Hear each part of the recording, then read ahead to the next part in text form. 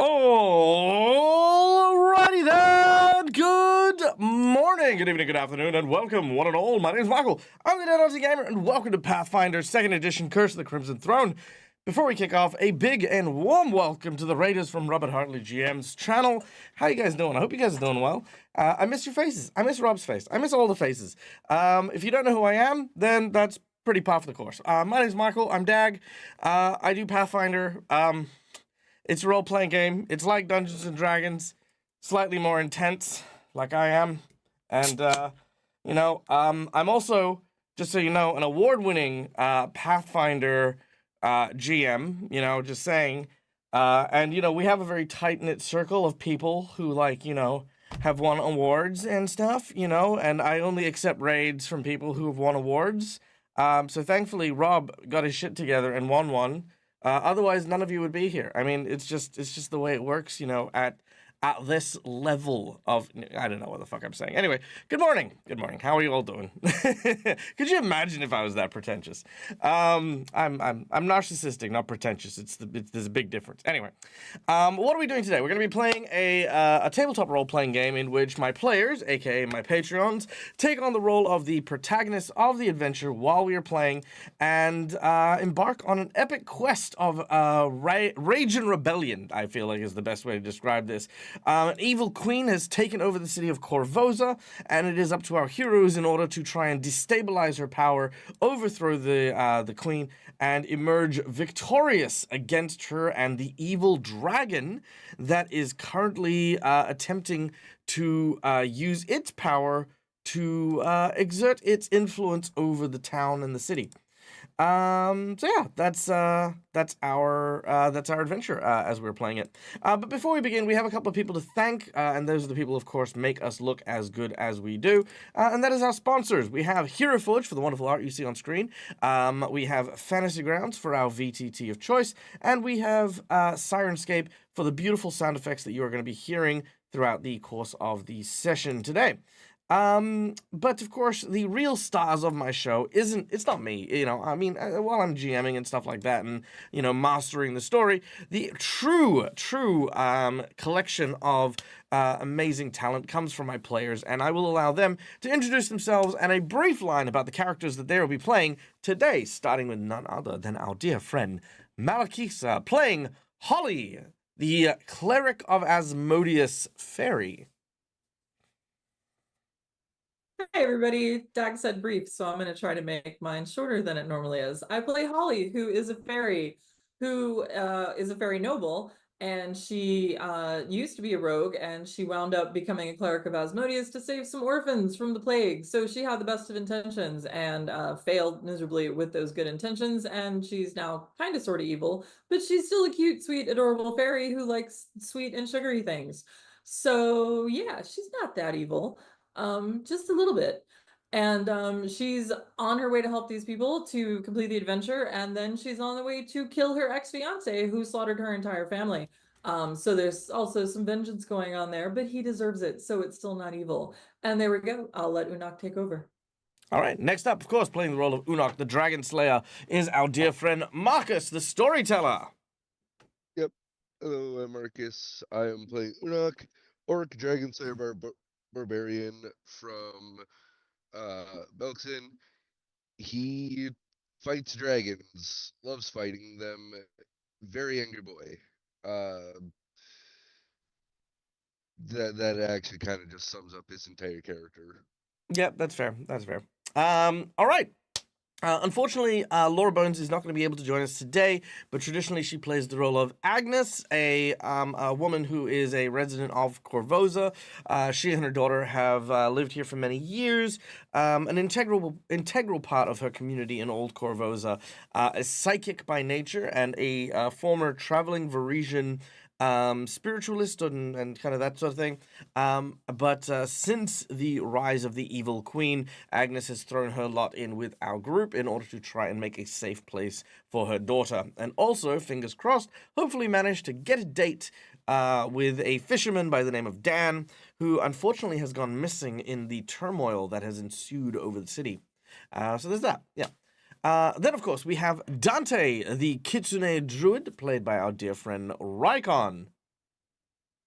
Hello, I'm Rekon. I play Dante the Kitsune Druid, local to Corvosa Forest. Mhm. He started this adventure because of a friend who overdosed on a drug named Pesh and found two of the people that are still here from Corvosa. And it's been very hectic. Very, very hectic. Super hectic. Super hectic. Und then we have joining our group two members who haven't been with the group as long, but are still valuable members of our team. We have Ray, the champion of the God of Rebellion, Milani, a Tanuki, I believe, who is played by our dear friend Cookiemon Steve. Why, hello. Hello. After that, what do I need to say? What's your favorite breakfast I'm cereal? Steve. Bacon and eggs. Well done. I don't eat cereal. I was just imagining you putting bacon, eggs, and milk in a bowl. It's just fine. Then, of course, we have playing the role of the former delivery bird, Alizaro, who is a freaking... Wait, I've got it. I'm going to say it's a monk. No. Fuck. A Swashbuckler. rogue. No, wait, it's a swashbuckler because it's got a beak and it's a buck and it's like Buckbeak from Harry Potter. We have Alizaro, who is a bird, who is, by the way, not to be confused with a kitsune, which is a fox person, or a tanuki, which is like a raccoon person, right? No, Alizaro is an awakened secretary bird. It's just a bird who one day woke up and was like, I guess I'm self-aware now. I'm gonna deliver the mail. And I can speech. I'm gonna deliver the post. I love it. Anyway, this incredible character is played by our lovely and amazing friend, Cass. Hi, Cass. Hi.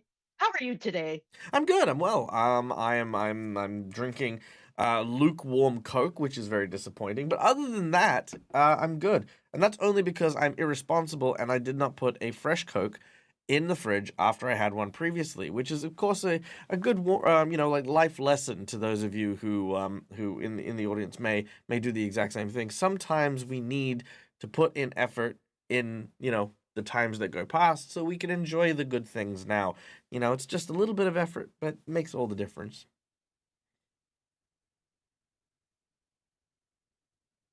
I was answering your question, Cass. You can just die on your own time. I was going to say that's an early dag formation. Oh, is it? Oh, doing yeah. it at the top of the game. Yeah, there you go. Do they not have ice in Australia? Have you been to Australia? Anyway. Well, it is actually pretty cold right now, so it's not lukewarm, but yes. Anyway. Anything you want to share about Alizaro? Her life goal is to find her horse and get it back. And her favorite color this week is yellow. It changes every week. Okay, I thought you were about to say vermilion. I was going to be very impressed.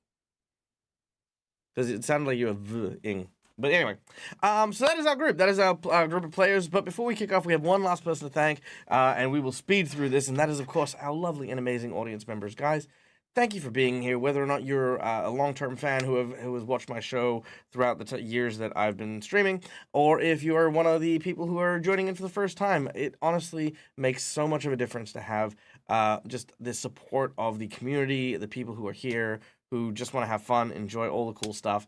So when we play my games, we invite you guys to come on down behind the GM screen and influence the game while we play. First of all, just by watching the show, you earn channel points that can be used at any point in time to influence the game. These can be inspiration, wandering monsters, wandering bosses, divine intervention, divine healing. So many cool things are at the touch of a button, and I run so many games. Honestly, it's not hard to earn points to use. Secondly, I do have monetary donations, which help me with my DAG survival check for the month. We are at 57%, which is fucking amazing. But these rewards are a lot more tangible. These things are kind of like the get out of jail free cards for my players, as well as a little bit of chaos for those who wish for it. First of all, for $5, the donation either goes to my players and gives them one of these red marks here called hero points. They can be used to stave off death, petition the DM for nonsense that isn't in the rules, or roll with advantage. The purple marks are also $5. They go to me, and they can be used to counteract hero points, make bad guys roll with advantage, or complicate things ever so slightly. You know, just tiny little complications. For $10, I will draw from one of two decks of cards I have in front of me. The first deck is a deck of heroic actions, which are basically these kind of free powers that you can provide to a player of your choosing. They also serve as a hero point, but these powers are pretty fun and pretty nice. The second reward potentially for a $10 donation are these plot twists and flashback cards. I will draw 3 cards from here. You get to pick one of them, and I will then have to, as part of the game today, insert the plot twist into the session. So, moment of glory, the path least traveled, kept secret. You know, tons of these little prompts. Pretty much help me stay on my toes as a storyteller, and yeah, that's cool. $20 will get you the natural 20, because the coveted golden D20 is just, sometimes shit just needs to work, okay? That's it. Just sometimes shit needs to work, and a nat 20 is the easiest way to do it. So $20 for a natural 20. $50, there are 3 rewards at the $50 tier. I don't know how we ended up there, but we have them. The first is a magic item to a player of your choosing. This can be a homebrew item you design. You can ask me to design an item, or you can provide them something from their wish list. These do not count towards their overall wealth gain, so it is a pretty big boon if you give it to them. If you somehow or ever hate the party for whatever reason, you can use a $50 boss buff, which is a catastrophic increase to the bad guy's power. This could be an increase to their size, their template, change of terrain, change of the parameters of victory. This basically just swings things heavily in the bad guy's favor.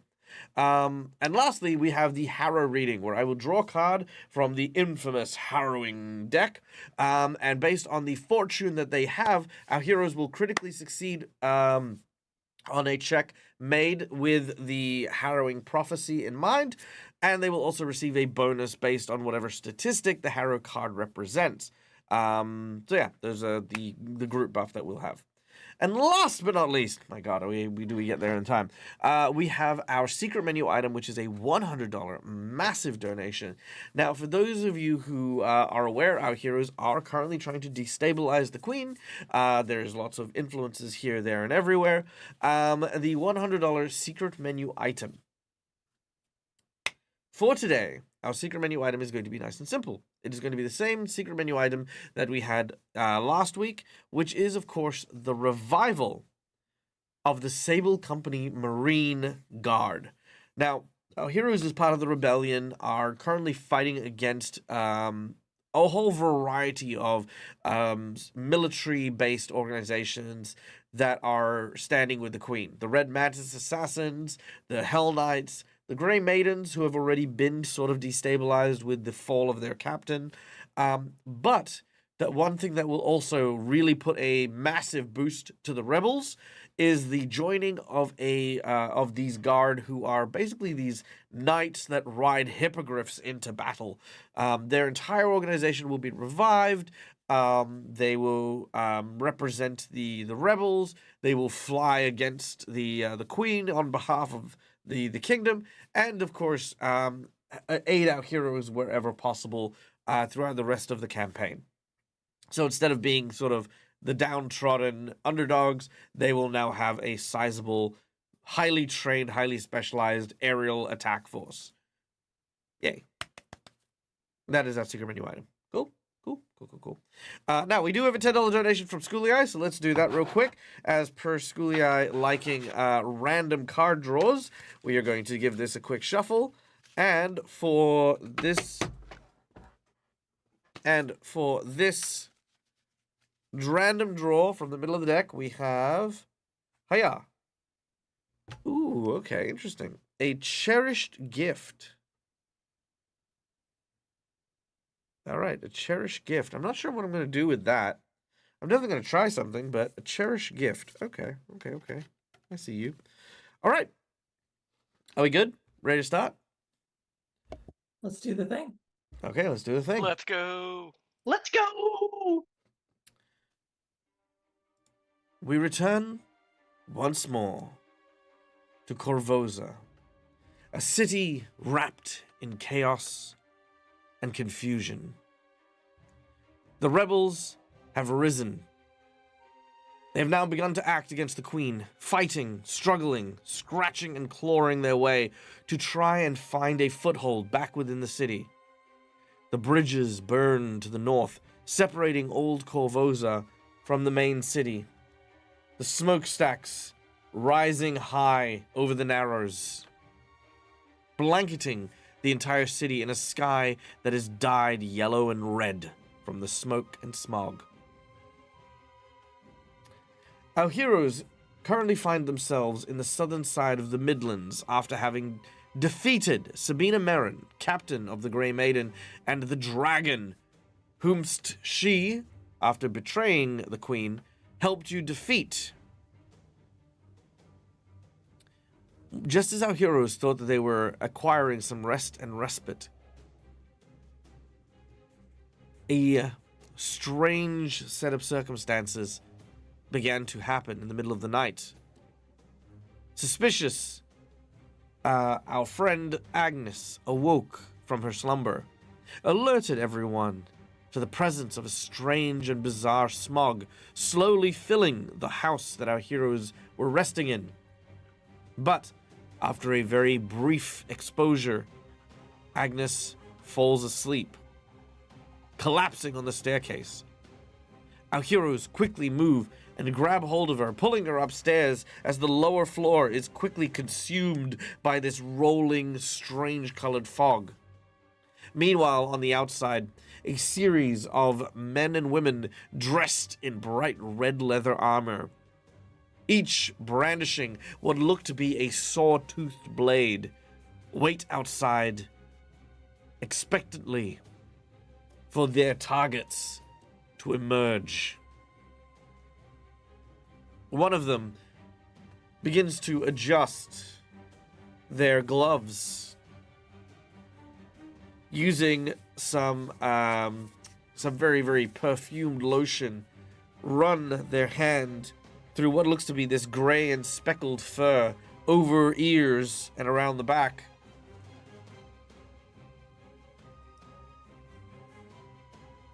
As you hear as from outside, a voice. Make sure they don't escape. After all, the Blood Mistress has made it very clear that she wishes for this rebellion to be put down permanently. And so long as this queen is going to fight, so too will we. And I will not have my name tarnished by a group of adventuring rebels. The other Red Mantis quickly begin to move around, covering all the exits. As the figure steps into the light, watching very closely for any movements.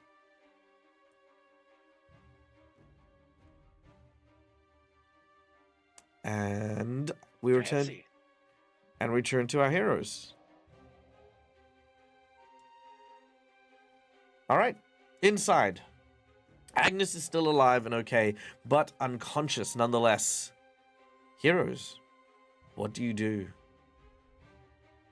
Holly is gonna fly over quietly to Ray and Ro.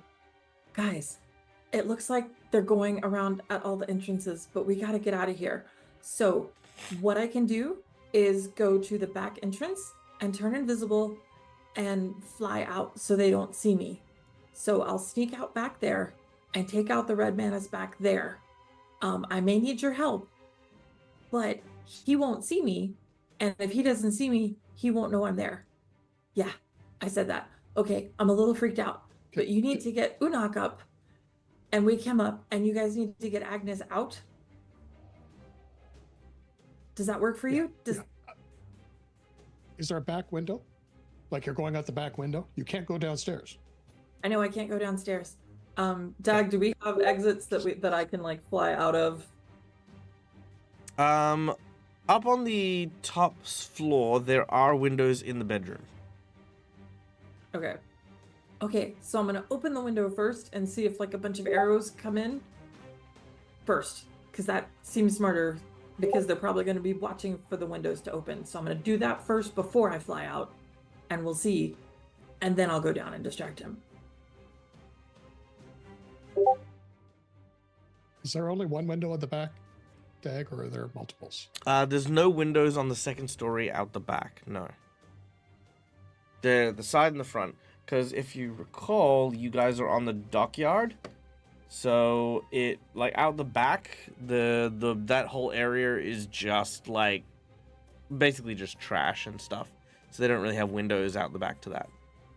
Oh, why don't we open all the second floor windows at the same time so they won't know which one I'm coming out of? But I'll go out the back. Sounds You're as gonna have good to of a swing plan around to as the back. any. Yep. Okay, How let's close open are the walls to the next building? Like, how close is the next house? The house to your immediate left, if you're looking out the front door, is like sharing a wall.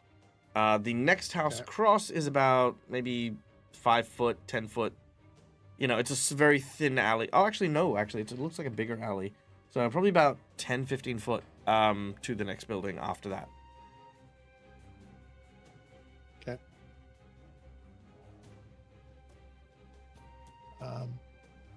Okay, we'll get Unok up. We will. All right, Unok, you are awoken from your slumber. You are informed of what is going on.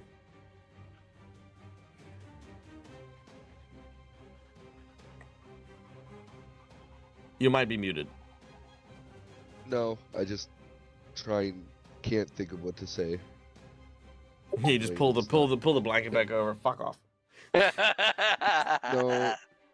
No. Depending on who wakes him, Unok might just, take a accidental swing at him because nobody It's right. likes. He doesn't Yep. like to be woken up by nobody. Well, Ray's because Ray's ready for the swing. he would swing way above your head anyway. Yep. Too tired to notice. After Unok gets informed, he's just like one night. I'd like one fucking night of sleep. That would Okay, be nice, wouldn't it? The Red Mantis, who have come here to murder you, turn around and apologize for being so inconsiderate and decide to come back after you've had a good night's sleep. Yeah, you better fucking leave. If I can only. tell that Talaro is not leading this group because he would make sure we had a good night's sleep before he did it. This is the second time that my sleep has been interrupted by red mantises.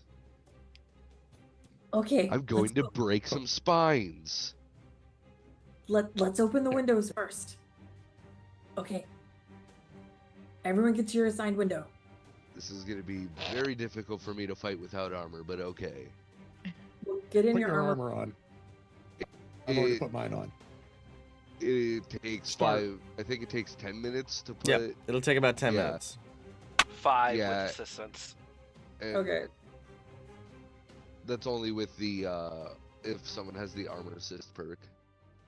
All right, so are you guys going to How much time do we have?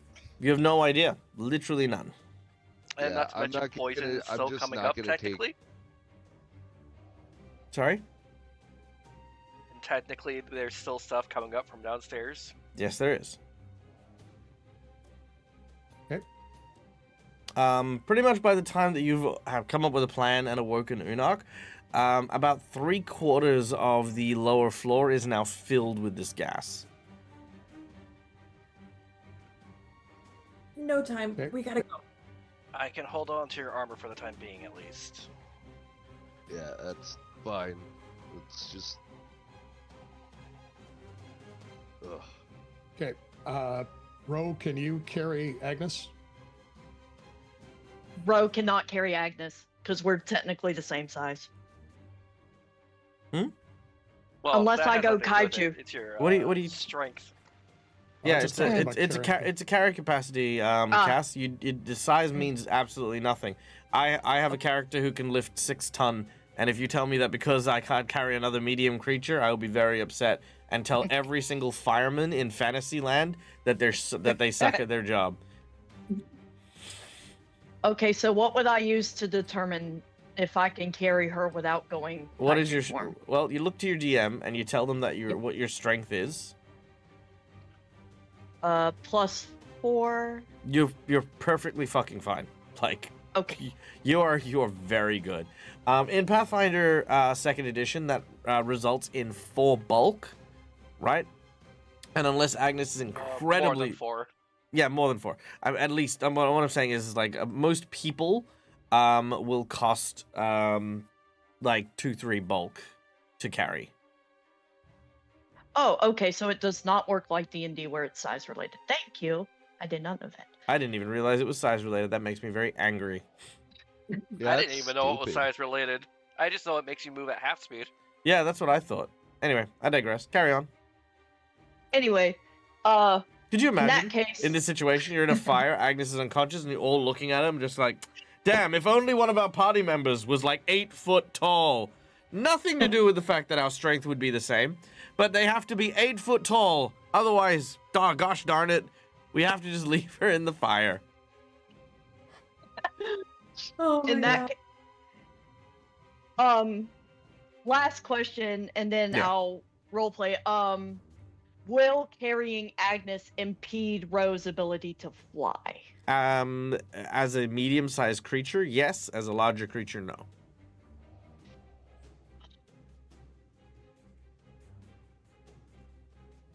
Now, Ray at this point has turned around and said, Yeah. do you have Agnes? To get us back on the, Yeah. conversation. Yep. All right.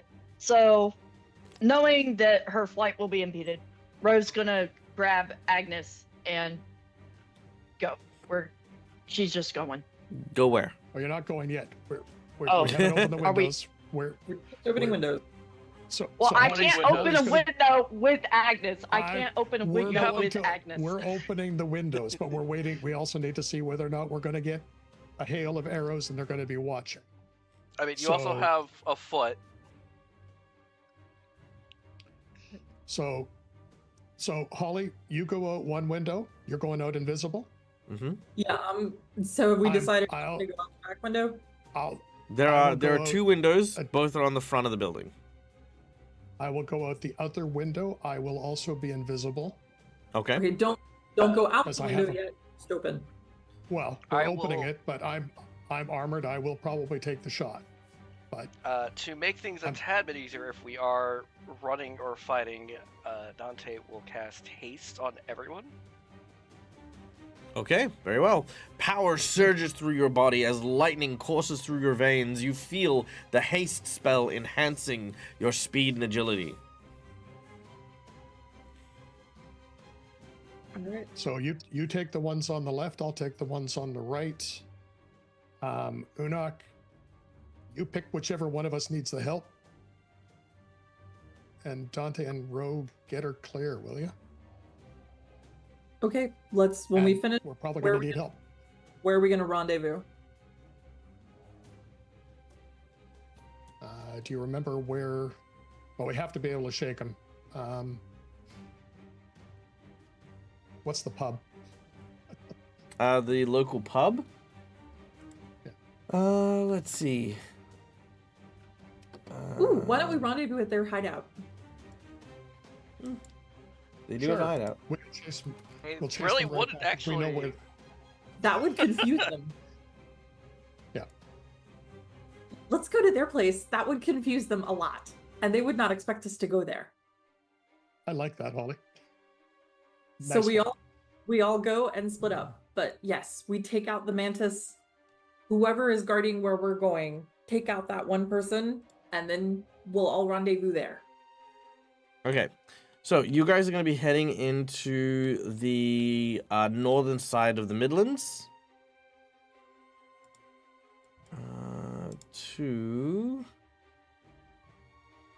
Where is it? Here we go. Somewhere over here.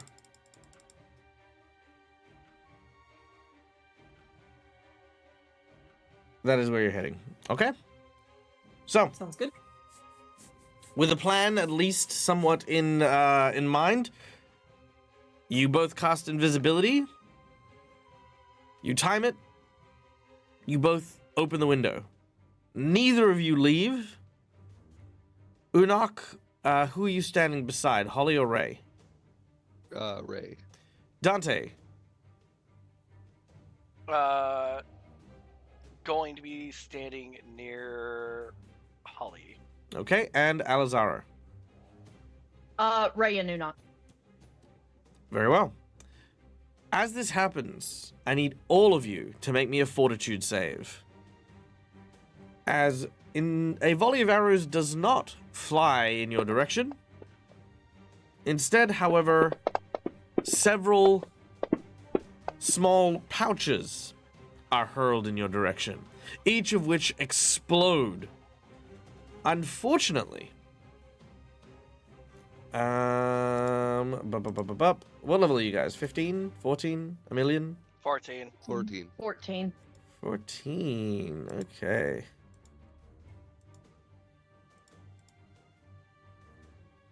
So, with this in particular, Alizaro and Holly, the two of you have managed to resist the effects of the spell. Or the pouch. Everyone else, so that is Ray, Dante, and Unok, you suddenly gain the slow... I Yeah, I was got about the to say, same Unok was score also- as Holly and... Oh, sorry, my Alizaro. apologies. No, you're fine as well. So I'm sorry. Ray and Dante, the two of you gain the slow condition. You can use a hero point if you'd like, but that is up to you. I mean, that just... I was about to say, that just makes it so hasted action. We don't lose any We're of our not actions, actually. yeah, you basically lose haste at this point. But that is not all. I need a reflex save from everyone now. This is just from inhaling the gas. Now I'm getting a hero point. Holly's Very well. getting- Okay. Okay. So Holly and Unok are hero pointing. Yeah. I'm waiting to hear what the save is. The save is 39. Of course I fail by 1. Then I will hero point that one. Actually, don't we have something on reflex, damn it? It'll only really affect Ray and Holly, to be honest, but I mean, all of you guys a little bit. Are you gonna use a hero point, Ray? Yes. Okay, let's roll it. Thought I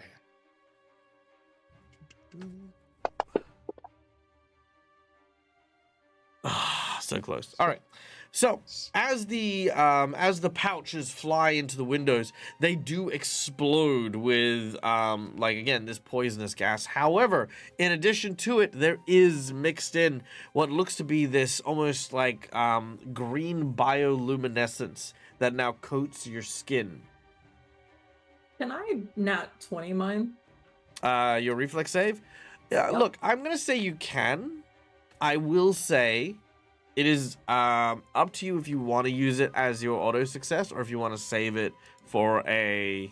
Because keeping in mind, you have a ton of hit points. You're level 15, right? I mean, it's not like it's not like you're a dainty little snowflake who's gonna melt at the slightest bit of pressure. Plus, you can heal yourself like crazy. But it ruins my whole plan.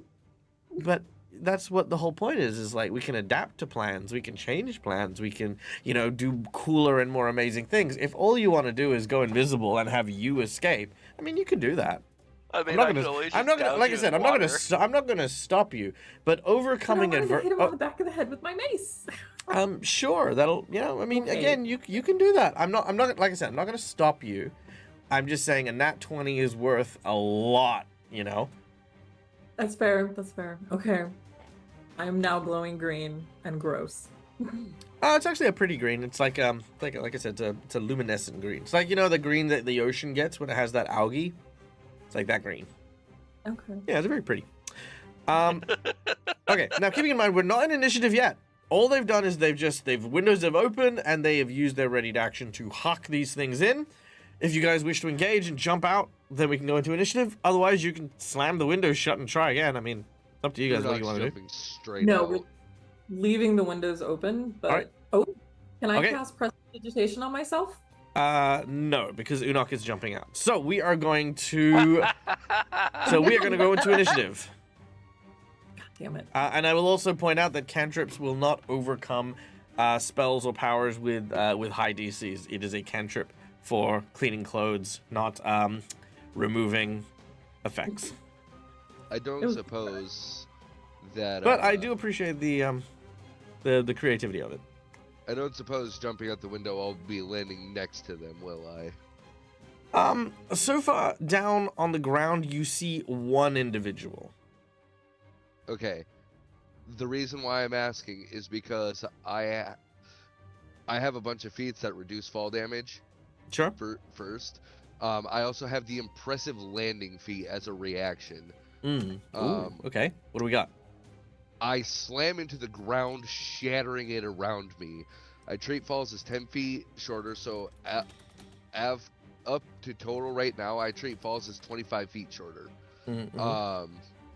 All adjacent spaces become difficult terrain, and creatures in those spaces when I land take 5 bludgeoning damage as the debris hits them, and they are flat-footed until the start of their next turn. Okay, nice. I mean, yeah, I'll allow that for sure. It is a reaction as I land. Yeah, no. It's just I don't think he's going to. I mean, when I say he's flat-footed, I don't think he's. I don't think in particular he's looking at like. I don't know. You know what I mean? Like this guy does not look like a fighter, if that makes sense. Right. Right. So yeah, you're good. You're good. Strategist. It's just all this poor man sees. I say poor man, even though they're trying to kill us. He's a catfolk. Either is he still not a man? I mean, might be. I don't know how he identifies. Okay, all this poor cat folk sees is this giant green hunk of meat just falling down and just absolutely wrecking the earth around his feet as he lands. Damn. I see Very angry. Move under my feet. Okay, yep. Very well.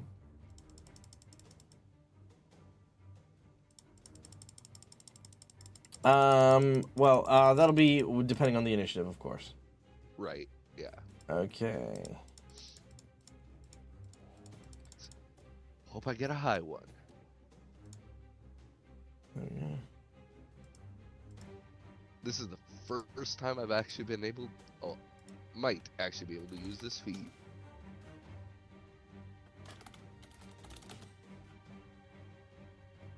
How high up are we? How high up? 15 foot. Okay, that's not too bad. Master in acrobatics.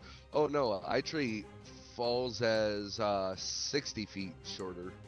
Cool. Yeah, you jump down without any problem. All right, so initiative. We are going to start with the red mantis. All right. So as the red mantis sees you preparing to leap out, this particular individual is going to prepare some stuff. But that is everything they do. Okay, that's what I need. Okay. Perfect. Yada yada yada. There's that. Okay, cool. Just some stuff is being prepared down below. You're not privy to it, but it's what happens. Dante, you're up next. Oh, goody. I'm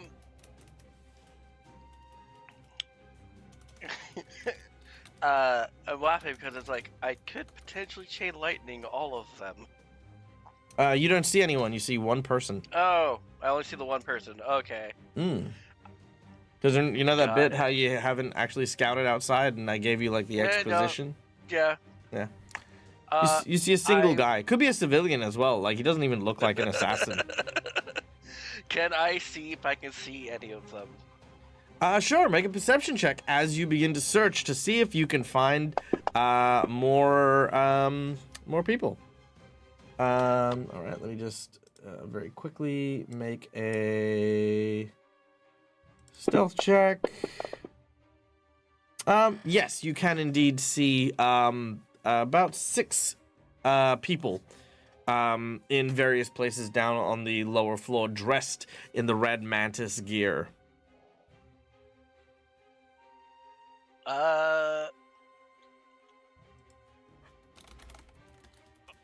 Would Do we they have a be map with up? all? There is no map. Okay, my combat tracker is not showing any red mantis. No, they're not. Yeah. Doing this deliberately. Yeah. I would like to.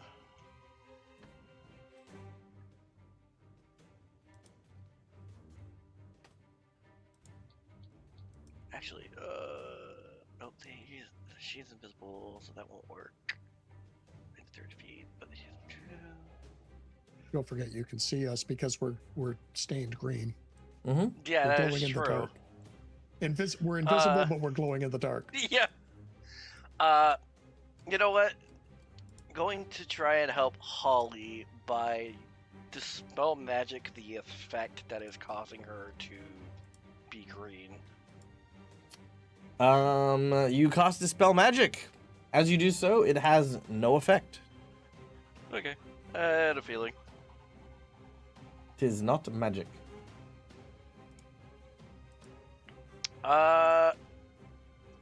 And that is it. Search action, and then Dispel Magic. Okay. Next up, we have Ray.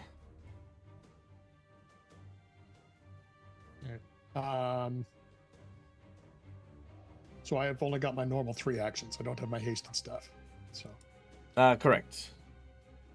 okay.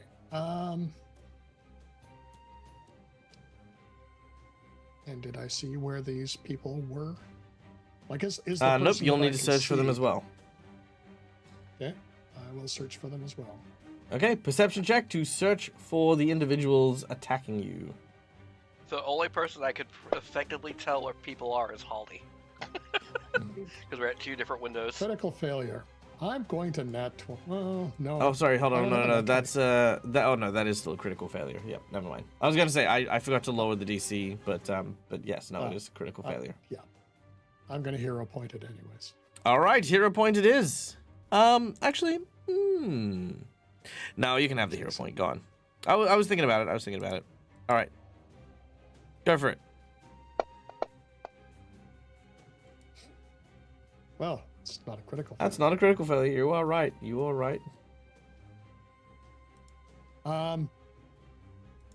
That's 1 action.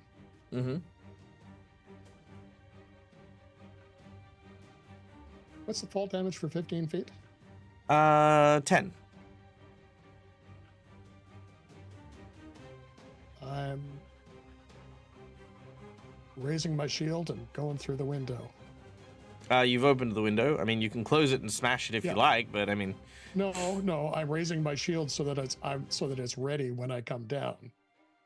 Well, Okay, I suppose yep. I'll save the action. I No. was gonna. no, that's actually a good way to go about it. I was just teasing because, like, you said you go through the window. Yeah. Sorry, Okay. Through the I know what you meant. through the window. I'm open, being I- as shit. yeah, It's fine. I get what you're saying. Smart All right. So 1 action, you've looked around. You haven't really seen anyone except for the cat folk. Raising your shield, you jump out the window and after a 10-foot fall, land. Bracing yourself, make a athletics check as you jump out.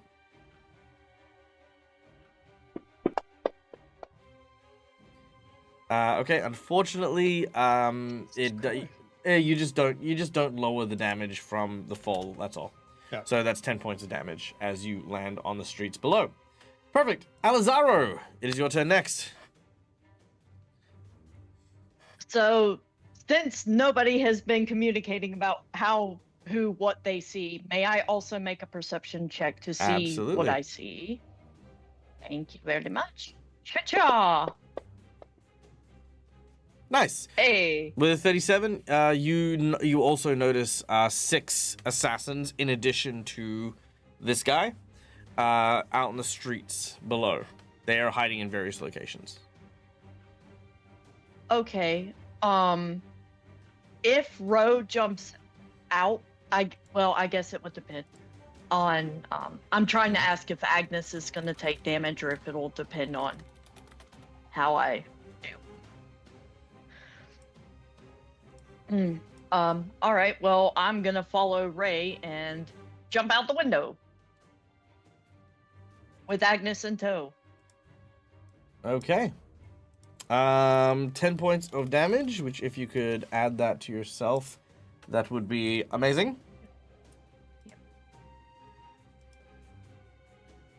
Nope. There we go. Okay, brilliant.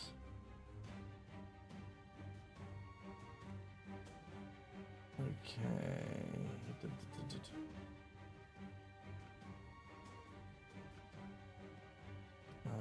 All right, cool. You land on the ground adjacent to these individuals. Okay.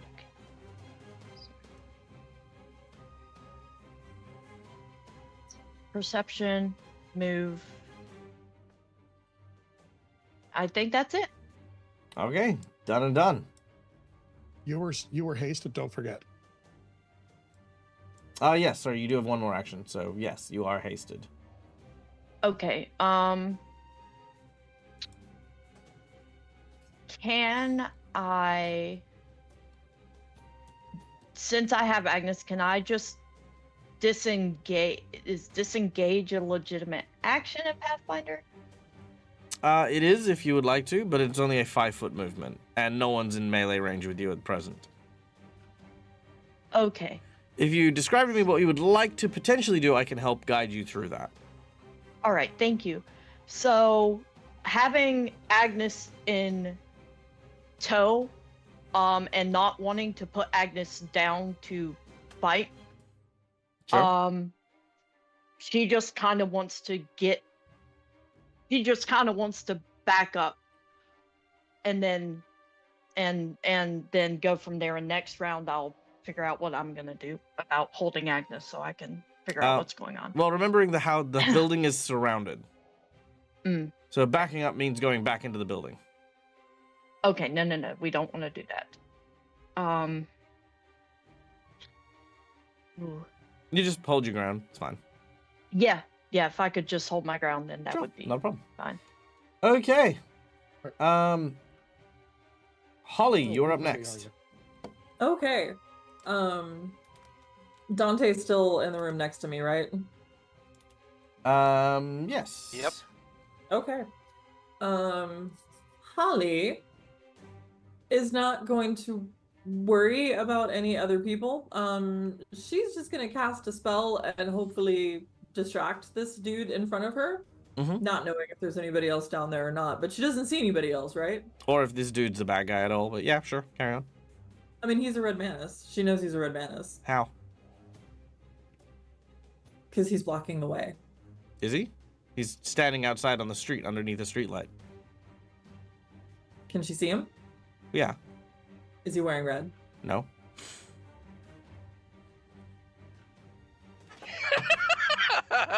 Yeah, look behind Dag. There he Oh, is. it's that dude. It's that dude? Yep. Oh, that's the back door. Pardon? So that dude is the one at the back door? No one's at the back door. There's no Or not the back door, but the back window. There's no back window. I've reiterated this multiple times now. There are 2 windows on the front of the house, which is where you've come out from. And on the streets in front of you, you see a single lone individual. Sorry, I thought who there was was there. Okay. Nope, I've said it Okay. a few times now. Okay. Because out the back, there's nothing but trash. They generally aren't putting windows to the bedrooms trash facing. But he's just standing there staring at the house. I mean, yeah, he's seeing what's going on. There's, like lots of things there. You can make a perception check to try and identify whether or not this individual's a threat, but presently he has no weapons. He is not wearing red. He does not have any kind of, like, even seeing the others, he does seem pretty calm, for sure. Let's see if he seems like a menace and see if there's any red mantis around in the area. Sure, love that. Yeah, with a 37. So you can identify 6 of the red mantis around in the alleyways surrounding the building. And this individual, while again he does not appear to be a present threat, you then recall that poison is being currently utilized in great expense on your group. And for that, you don't need a weapon. You don't need, like a blade or a dagger or a sword. So this individual could very well be a poison specialist who has been, is the one flooding poison gas into the place that you're staying. Okay, He's way too okay. calm for being out here in the middle of the night in front of a poisoned house. You know what I mean? And yeah, you can ascertain that pretty easily. Yeah. Mm-hmm. I figured that. Yeah. How far apart are the other 6 red mantis?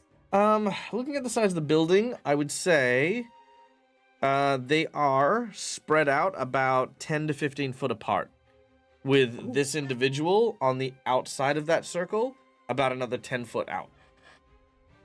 Okay. But they're within 30 feet, would you say? If you blasted someone with 30 foot, you would potentially hit 4 of them at any good angle. Excellent. I would like to blast them at 30 feet with a 30-foot cone.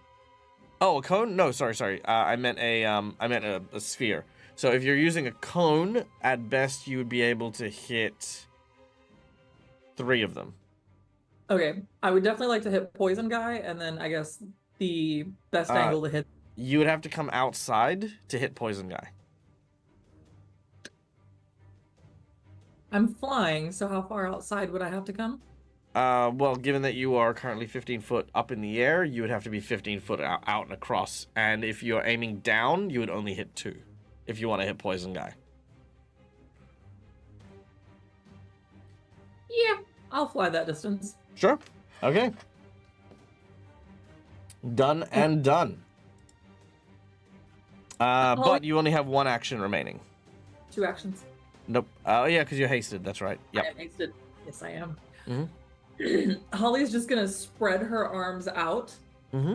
Just kind of draw in from something, and you just see like red sanguine light coming in through her fingertips, Nice. moving all the way through her arms, through her outstretched arms, and then all of a sudden it blasts out and tries to come back into her arms.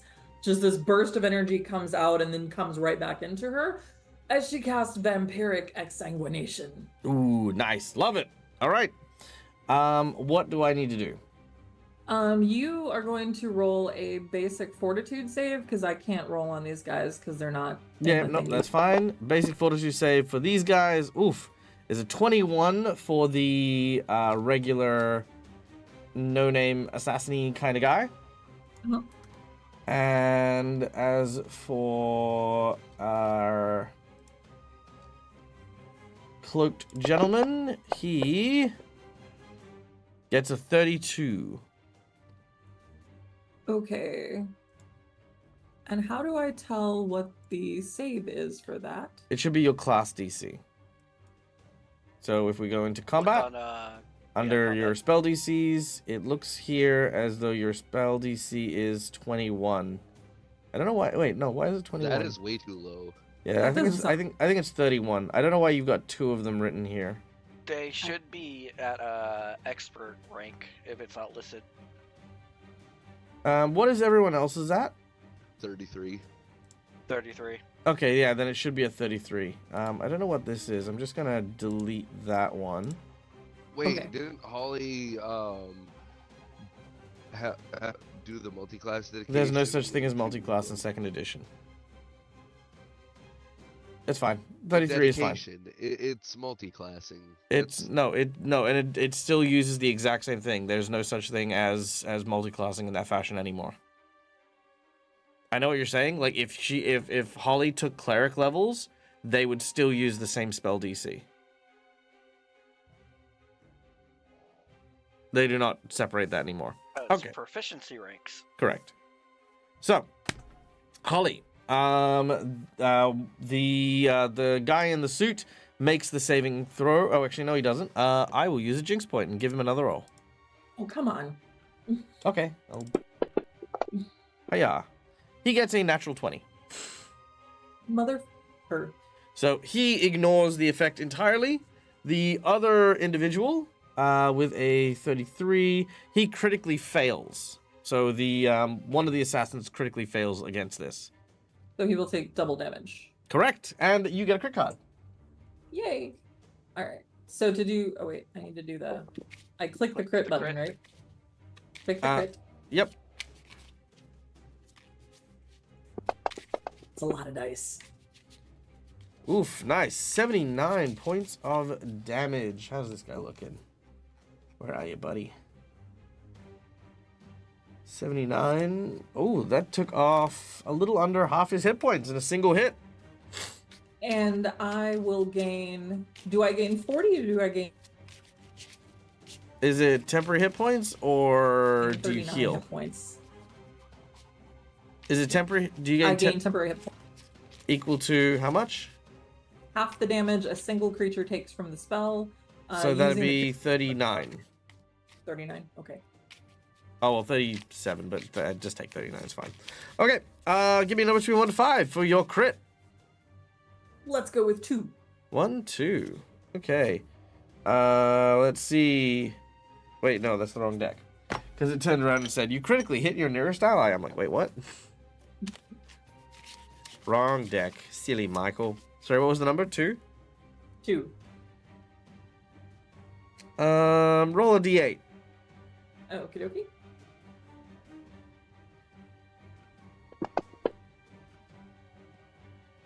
You deal an additional 9 force damage. So also heal an additional 4 damage on top of that. Sweet. Okay. How do I add my temporary hit points? There should be TMP in your initiative tracker. You should be able to apply it there. Or It on does your not front look- page. Yeah, main page near where you adjust your hit points and stuff. Just put it on the main page? Okay. Oh, I can do that. Yep. Yay! Okay. Done and done. After that, we go to Unok, who leaps out the window and does his superhero landing. Yep. Crunching the ground and Creating difficult terrain around you. yep, and doing 5 bludgeoning damage Um, to anybody that I land next to. Sure. You'll deal it to one of the assassins here. All right. I'm a very angry man right now. You can Okay. just hear it in my voice.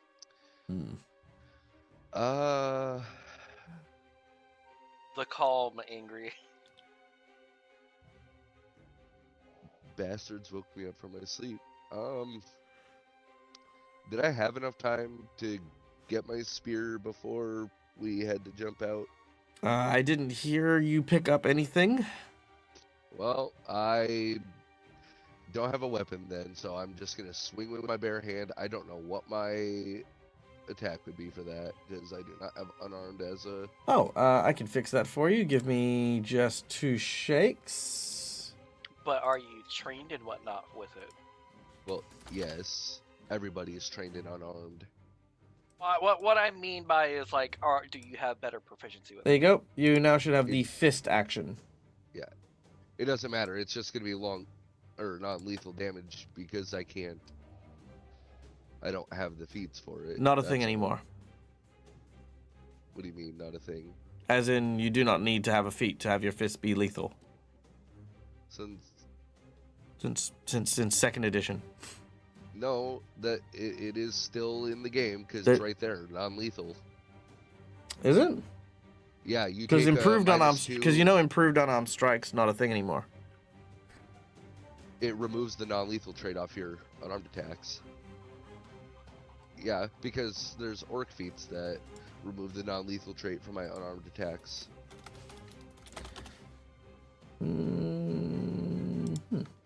me a second. I feel like that's not a thing because again, there's no feat that exists that does that anymore.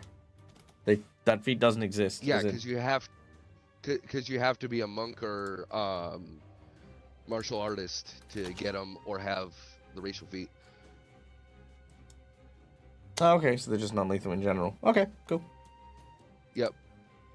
Are both the assassins in the way, or You can use Like, no, are no, no. they You can both- use no, no. Yeah, dude, come on. You can use a non-lethal weapon to make a lethal attack with a -2 penalty. yeah, that's what I was trying to say. Right. Okay. Yeah. It's not that I was just- it's not that you need a feat, and like I was saying, that rule is now gone. There is no. You do not need a feat to do that. There are feats that bypass the -2 penalty. Yeah, no, that's what I was saying is I don't have that for the -2 penalty. That's Sure, what but I you was- can make lethal attacks. Is what we were talking Yeah. about. But are they like in the same direction as each other? It's like one on the left, one on the right, like. They're How are they spaced out, positioned? so there's like 3 on the left, 3 on the right, and then this guy like straight down the middle. Okay, but they are all in like the same general direction. There's a couple, two of them are behind the house in the trashy kind of area. Okay.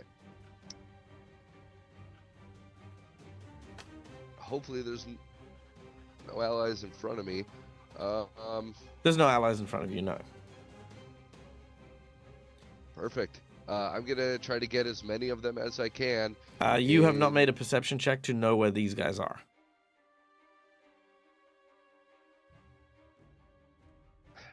I th-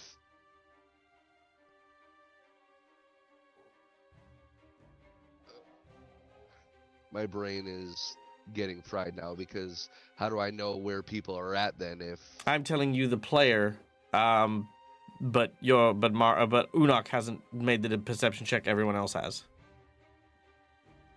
They're all stealthing. okay. The only person you can see is the catfolk in front of you. Well, that is perfectly fine then. Hmm. He needs to make a reflex save as I'm going to gouge him in my dragon breath. Douse him, you mean? Technically gouge because it's a bunch of bludgeoning rocks. Oh, okay. 31 on the oh, sorry, no, that should be 35 on the reflex save. Then he's just gonna take half. All right. Yeah. So 22. All right, done and done. As the bombardment of rocks fly out at this individual, who again is not wearing red, doesn't seem to be an assassin of any kind, but is, you know. He's the only person Unok sees after all this stuff's happening. Unok is raging. It's just Yeah, which is why there's no discussion about it. But he definitely does, like, as you've like bombarded him with like a series of rocks and stuff like that, kind of dusts himself off as he's just like, okay. I can't remember how the voice goes, but I'm not even gonna try. I'm just gonna go with a Boston Kind of accent. Boston. Yeah. Yeah, it was kind of. Yeah, guy, you're coming out here and you got your breath all over my jacket. What the hell? Unok is in a very sleep-deprived rage, and all he doesn't even fucking reply with words. He just replies with a spit-filled. "Ah!" Yeah, okay.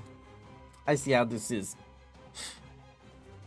Guys, let's wrap this up. I want to be back on the boat to the Metagalti Isles like yesterday. And I think that's the end of Unok's turn. What was it? Like, jump, Yeah, jump out, and then the shockwave. breath is 2 actions. And then Shockwave breath is a is reaction. Yep. Oh, okay, cool. Are you still hasted? No, you slowed. Oh no, I passed the save for the. So haste, you might have one. So you've still got one action remaining. Oh. Yep. One strike or stride. I will charge at him 50 feet. Okay. Easy. Well, he's like 35 foot away, so you get into melee with him. Okay. The assassins. As they do so, as Unok is out and about, Holly is up, Ray and Alizaro and Dante are down the bottom. Okay. So. Dante is still inside. Oh, Dante's still inside. Okay, so Dante, you're okay. Holly, 2 of the assassins drop down on you. Drop down. Correct. These are the ones that were these are ones that were on the roof. They are not getting a sneak attack on you because you did see where they were. And because they went last, they don't get their surprise opening. So just straight up attacks. Here we go. Okay. So attack number 1.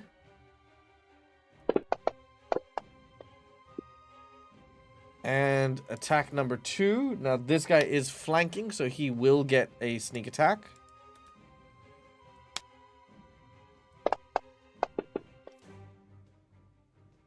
Okay. So, let's see.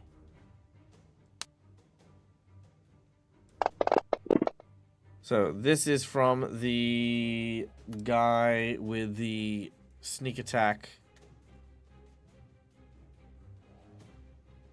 Strike. This is from the guy without the sneak attack strike, and they're both on either side of you. On the roof. Your temporary hit points absorb most of it, but that is basically it, as they are now on either side. So they've basically, they haven't broken their stealth, which is one action. They've moved up to either side of you, and they are just attacking you from both sides with a prayer attack. Oh, and a crit card. Thank you. Crit card. Give me a number between 1 to 5. Are they Thank flying? Are they what? Are they flying? Are they flying? No, they're on one of the Because rooftops. Holly's flying. Yeah. Oh, Yeah, they so drag her down with would've- it. They're no longer next to me then.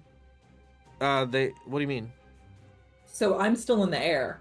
Yeah, on So they- And they had to fly out 15 feet. Yeah, no. So you're still within reach of the rooftops. So 15 feet? Yeah. They can swipe at me and stand on the roof within 15 feet? Well, you're Oh. you're 5 foot from them, from the rooftop they're on. Do you remember how I said both the roofs are like there's a 10 to 15 foot gap to that other building? Uh-huh. So that's where they're attacking you from.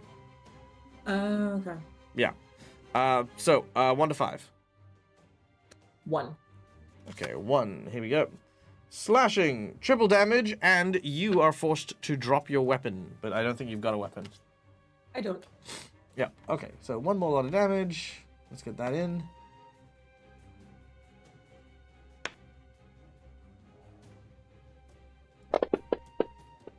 And this cut is quite vicious.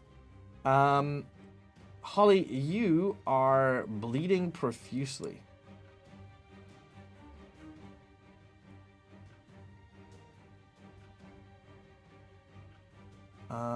Why is there so much bleeding? Oh, because you landed the hit, then the crit, and then this is the extra. Yeah, cool, done. But I'm gonna remove that and make that one. No, this one. Sweet. All right, done and done. So that is those 2 assassins. The assassins on the ground, they focus on Ray and Alizaro. The 2 of you have several small explosions go off right next to you, I need both of you to make me fortitude saves.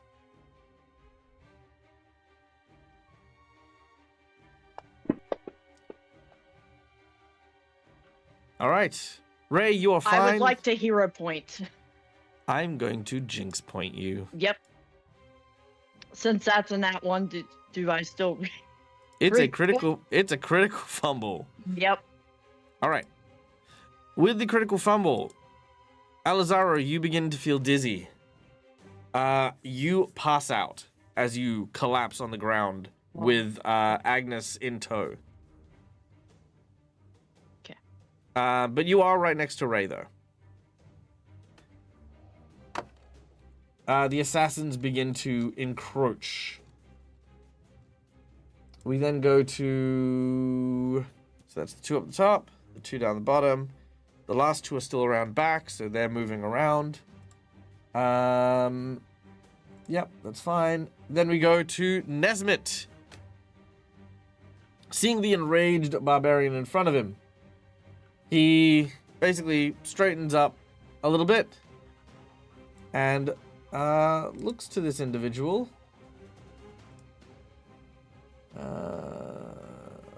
Just for clarification, because I am unarmored, my AC is effectively 27.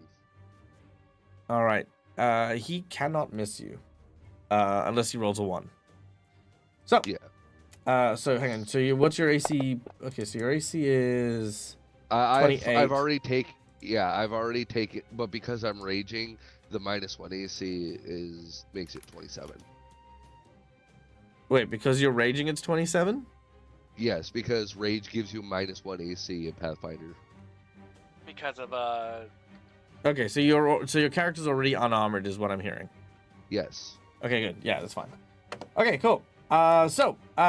He, with his first action, draws a blade. This blade is a long, very, very pointed tip, which he then inserts into your body. Which he does so at a critical hit. Yep. As he does so, yada yada yada. He does an extra 2d8 points of damage, which will crit. Okay, cool. So that's 4d8. Okay, cool. Done. So the damage you take is 51 plus 18 extra damage on top of that. All right. So 69. Nice. Because the automations haven't been doing it, I do resist 7 piercing and bludgeoning when raging. Well, we can add that for sure. What's like the it's already there. Like it's what's the right yeah, there. no, that's fine. No, piercing, we can add it as an effect. It's fine. Piercing. Well, that's what I'm saying. It's already under my effects. It's just I don't see it not under your on effects. me. I see 15 resist acid. It's literally right above where it's typing. you also spelt it pursing, not piercing. What? I didn't even. What are we looking at? I'm looking at. I mean, look, I can show you on my combat tracker what I'm looking at. I only see acid, piercing, and bludgeoning, which I've just added in. It's right next. Looking at in the combat tracker is where we're looking. Yeah, that's where I'm Summary. looking. I've got save result +1. It's okay, Effect treat. It's the typo. Yeah. It is a typo, but Yeah, it'd be the typo. It might be the just something in the automation, but I'm not seeing it on my end, so that would explain why it's not there. All right. So, the 51 damage, you do get the 7 resist. The bludgeoning, the extra damage you do not, because that's persistent. In addition, you then gain 2d6 bleed.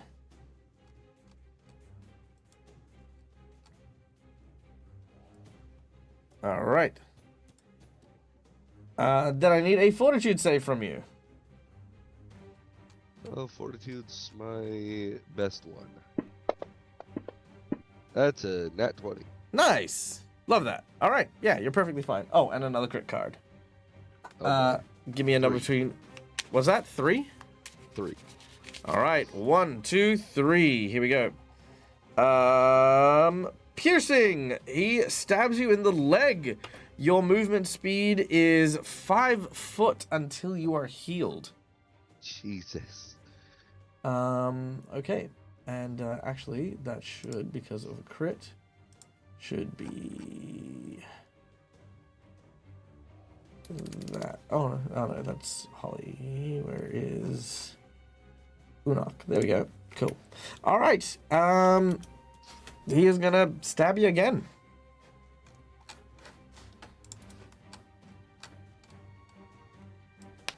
Fair. Hiya. And he. Oh, sorry. That's a -5. I'm gonna use a jinx point.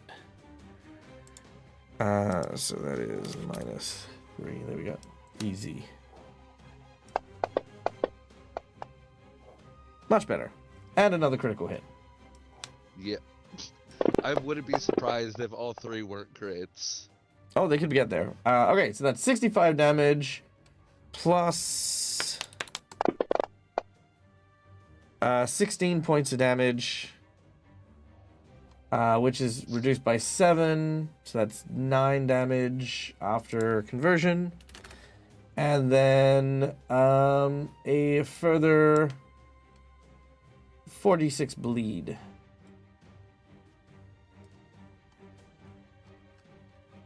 Do I make another save? And another fort save. Yes, please. And you're fine. No poison. Okay, done and done. So this guy, as he stabs you once in the leg, causes your leg to bleed out. You kind of almost buckle under the pressure of that stab. And in the second, he is going to stab you. Give me a number between 1 to 5. 3. 1, It's gonna 2, be save or die. I can feel it. 3. No, that was the exact same one. All right, 1, 2, 3. Nope. 1, 2, 3. I'm not save or dying you. Stinger. Oh, come on. Target I hits can you. pass it. Target hits you in the gut, and you gain sickened 3. Great. All right. And that is Unok, being riddled with holes. Yes. Dante, from within the house, you watch as your friends are being attacked by the assassins. You hear a noise coming from downstairs.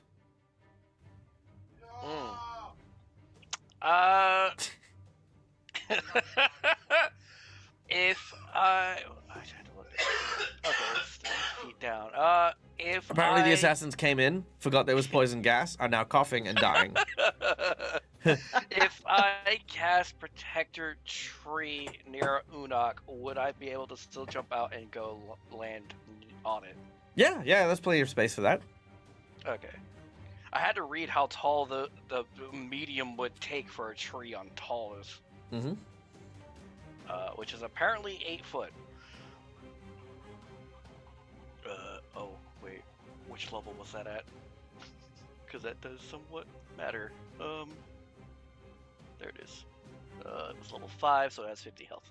And then I'll use my next action to jump on top of it. All right, very well. Casting a spell, a tree bursts out of the ground right next to where Unok happens to be. Leaping out of the building, Dante grabs onto the tree. Anything else? I will use what's left of my action to get down from said tree. Very well. You climb down. Now, at this point, you are kind of near Ray and Alizaro, or you can go down the other side and be next to where Unok is. I will choose to be near Unok. Very well. Divine Healing, McBluff. Okay, Unok, you have been divinely healed. Who is Unok's deity? Let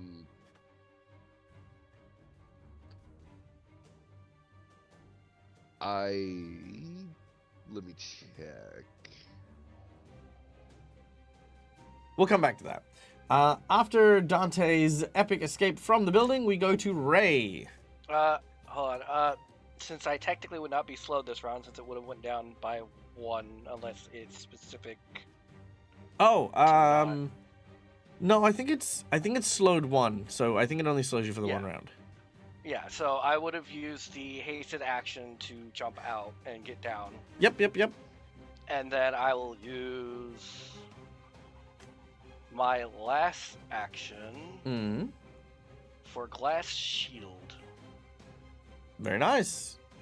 You conjure yourself a shield made of glass.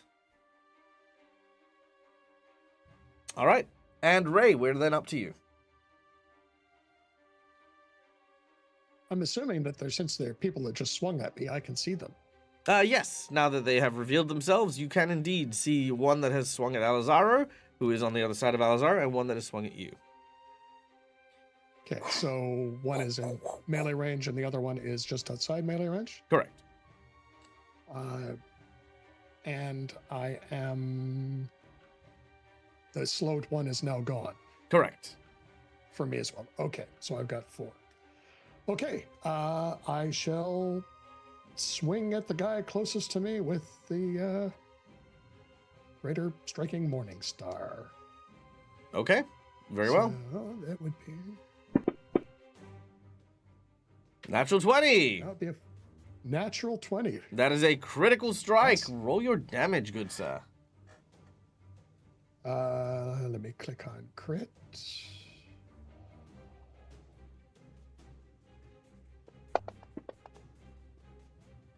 $48.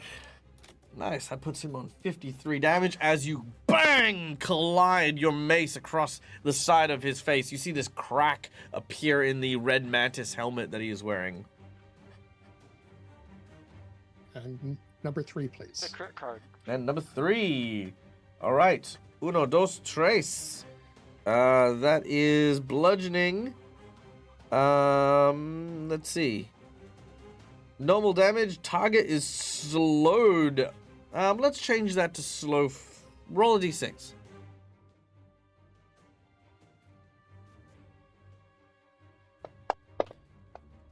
Slowed for 1 round. Okay, yeah. As he gains slowed 1 from being discombobulated by your heavy blow. Okay.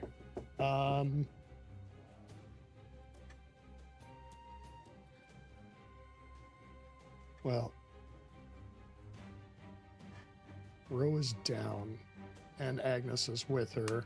Mm-hmm. I am going to move between the person that's closest to her, that took a swing at her, Mm-hmm. and take a swing at him. Okay, both of them get reactive strikes as you move.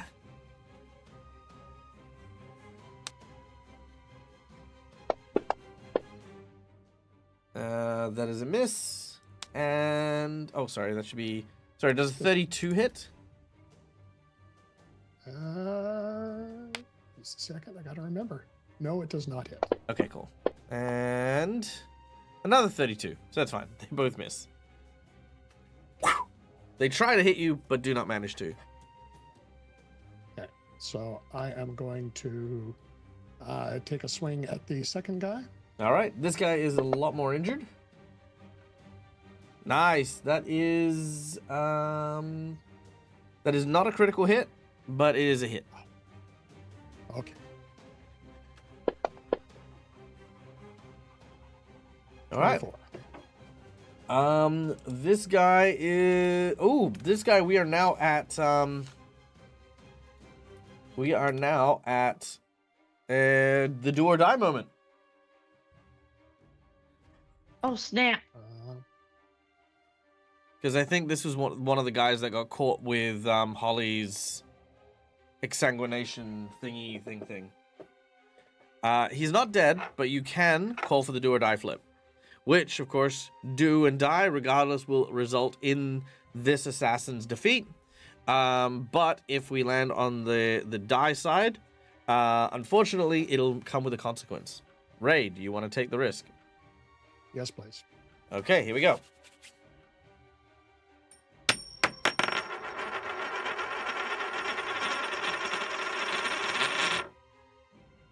do. All right. As you managed to hit this guy quite hard, you moved up and swung with this upward swing that's clocked this guy in the jaw. He has flown back through the ground floor window into the poison gas cloud of the room, but now that his mask is broken, he just is out inside the house, and gas is now starting to pour out a little bit from the broken window. All right. He is And for my final action, I will raise shield. done and done. Shield is up. I will point out, are you certain? Mostly because Alazaro and Agnes are both still vulnerable right next to you. Oh. Can I get her back up? Like, I don't even know how I could. I mean, if you've got healing potions or anything like that, potentially. I do. Well, I could. Actually, you know what? If I lay on hands, that would probably. Yeah, lay on hands would work perfectly. I will lay on hands to Ro. Okay. Tell me how much healing that Ro gets, and Ro, you find yourself awoken. That is 40. Now, you are groggy, so you do have the fatigued condition, and you now have penalties against this poison that you're under. Yeah. Okay. So it's 42 onto Ro. All right. Ro's at full health, right? Yeah. Yes. Well, Yeah, I yeah. actually dropped an honor into combat tracker, so she was. Yeah, she sure, had sure. an Yeah. enhance. So yeah, you Okay. you feel that poison sort of lifting from you, but you know, again, you're feeling really groggy, really dazed. As you sort of go to sort of correct yourself, we now turn to your turn. Okie dokie. Ro is gonna, like, while still holding Agnes, she is gonna stand with Agnes in arms. You don't have Agnes presently, so you'll need Oh, to I stand don't. and then pick her up as Pick another her. action. Okay, I would like to do that then. Stand Alright. and then grab her. Yeah, this is now harder because of how tired you are. Okay. Do I need to make a check for that, or Mm-mm, do no I just check. do it? But It's more just hard. Okay. Does the fatigued condition impede movement Yes, it does. Half move speed, which of course is then halved again by your by? carrying capacity. Yeah. Yeah. So 25. Oh, I don't have very much move speed then. You do not. Does she still have haste, or did she lose that because she went No, down? it still has haste because it's maintained by the concentration of Dante. Okay. Okay. So in that case, groggy as she is, she's still going to try to, being mindful of Agnes being in arms, she is going to try to just get away from the fight because she's still carrying Agnes. All right. Let's say that you can move 20 foot with the rest of your actions if you would like to, as you try to evacuate the area. At this point, there's one person by Ray who sees you move. There's two people up on the roof attacking Holly. There's the catfolk who's attacking Unok. And as you kind of move 20 foot away, you can see that there's a couple of other individuals coming from the back of the house, making their way around. They're not there yet, but you're trying to avoid them as well. Okay. All right. Making a break for it, we then go to Holly. Okay. Holly is gonna have some fun because Unok has been healed by his deity. Yay. Unok has been healed by a deity, but you are unaware of this at the moment. Oh, I didn't see a bright flash of light or anything? No, we haven't had that yet. Oh. Oh, that's right. Doesn't matter. Holly's still gonna have fun. Sure. Holly You, wants the to do player, can be aware of it. Your character isn't necessarily. Yeah, Holly still wants to do some damage. And she's super annoyed at those two jackasses on the roof across from her because how dare they? Mhm. Holly is gonna cast Necrotize on both of them because she's hasted.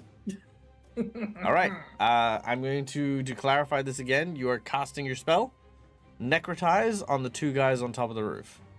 So she's gonna cast it twice, once on the one on the left and once on the one on the right. All right. Because she's got 4 actions and it's a 2-action spell. Sure, not a problem. I'm gonna make a perception check on these guys.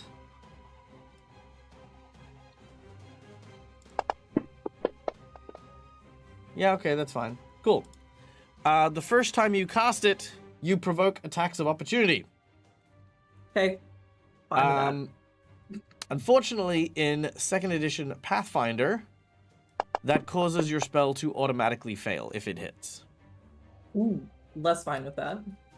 That is a critical strike. Holly taking 23 points of damage. Plus...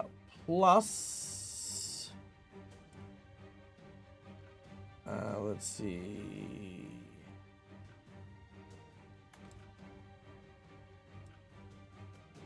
plus that for the prayer attack. Cool. So your first spell, as you go to cast it, the first red mantis drags his blade across your chest. Your spell breaks apart as you are hit. And that was a crit, wasn't it? Give me a number between 1 to 5. 2. 1, 2. Slashing. Your armor check penalties double. I don't know if that does anything really, but effectively, yeah, it's harder to move around in your armor. Okay. Yeah. Also, that was like a natural 20, natural 20. Gross. Okay. That's 2 actions done. You've got 2 more remaining. Okay, so is the second one also going to provoke an attack of opportunity, or am I safe to cast the second one? Well, okay. Because you're asking me as a player, I will tell you this. No. Traditionally speaking, in Pathfinder 2nd Edition, not many people have attacks of opportunity except those who have specialization. In this case, these guys do.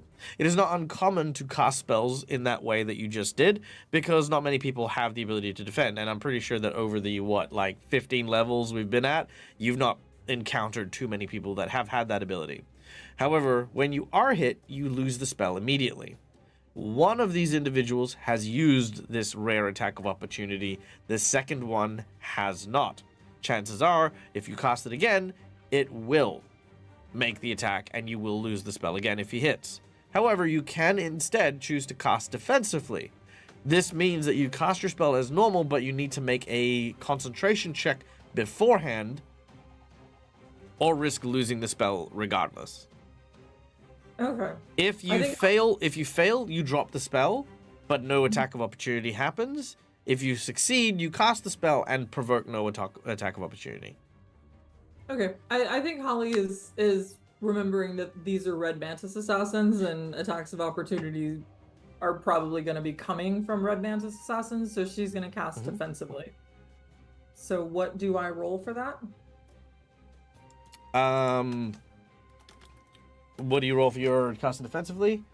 Yada yada yada yada yada. I believe you would roll a.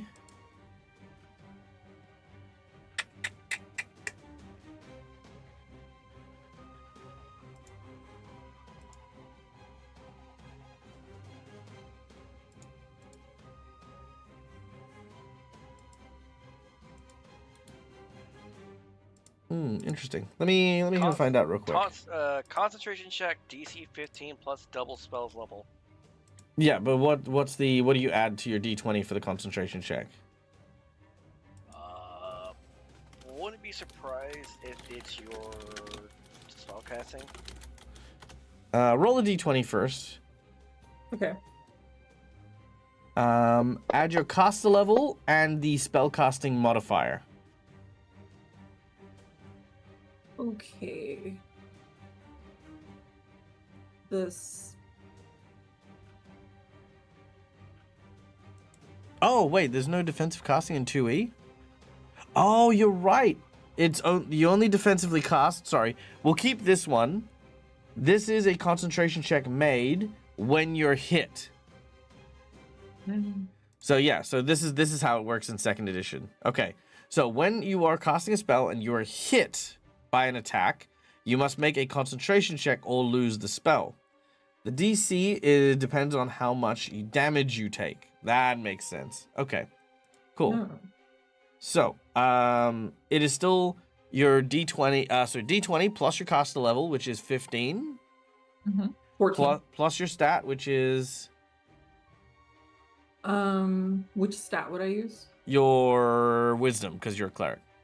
Oh no, charisma. Oh, charisma? Yeah, sure, charisma then. Yep. So that would it be the plus? The plus. So plus 5. Okay, so that is 19. Plus 19. Okay, so that's 28. So the DC should be 10 plus the level of spell, which is, what's the level of spell? 6. 6. So that's 16 plus 23 is 39. So you do not manage to save that first spell. Oh, okay. Got it. Right, so that's how that works. There is no casting defensively. As Schoolia has pointed out, yes, that is correct. This is what happens. You will provoke an attack of opportunity if you do it within range, and you can make a check to try and cast it through the pain, basically, of you getting hit. Okay, got it. But I have no chance of making it because a 19 is a pretty damn good roll. However, he did land a critical hit. And Okay. I think the difference was like 38 to 39, so there was only a 1 point difference. So as long as the guy doesn't crit hit you, you do have a good chance of overcoming it. Okay. Okay, let's try it again. All right. Second dude goes for the attack of opportunity. Let's see how they go. All right, here we go, Holly. That is a critical Son hit. of a bitch. I'm sorry. Alright, that 20 to a 19. Okay, so with the critical hit, that is 36, meaning your DC is 46. There's no way I can hit that. It's not. If even you get with- a natural 20, it will succeed. Then I'm gonna use my nat 20. Well, okay, I'm gonna roll it, but Yeah, sure. I'm gonna use my nat 20. Okay, burning your nat 20. Burning the nat 20.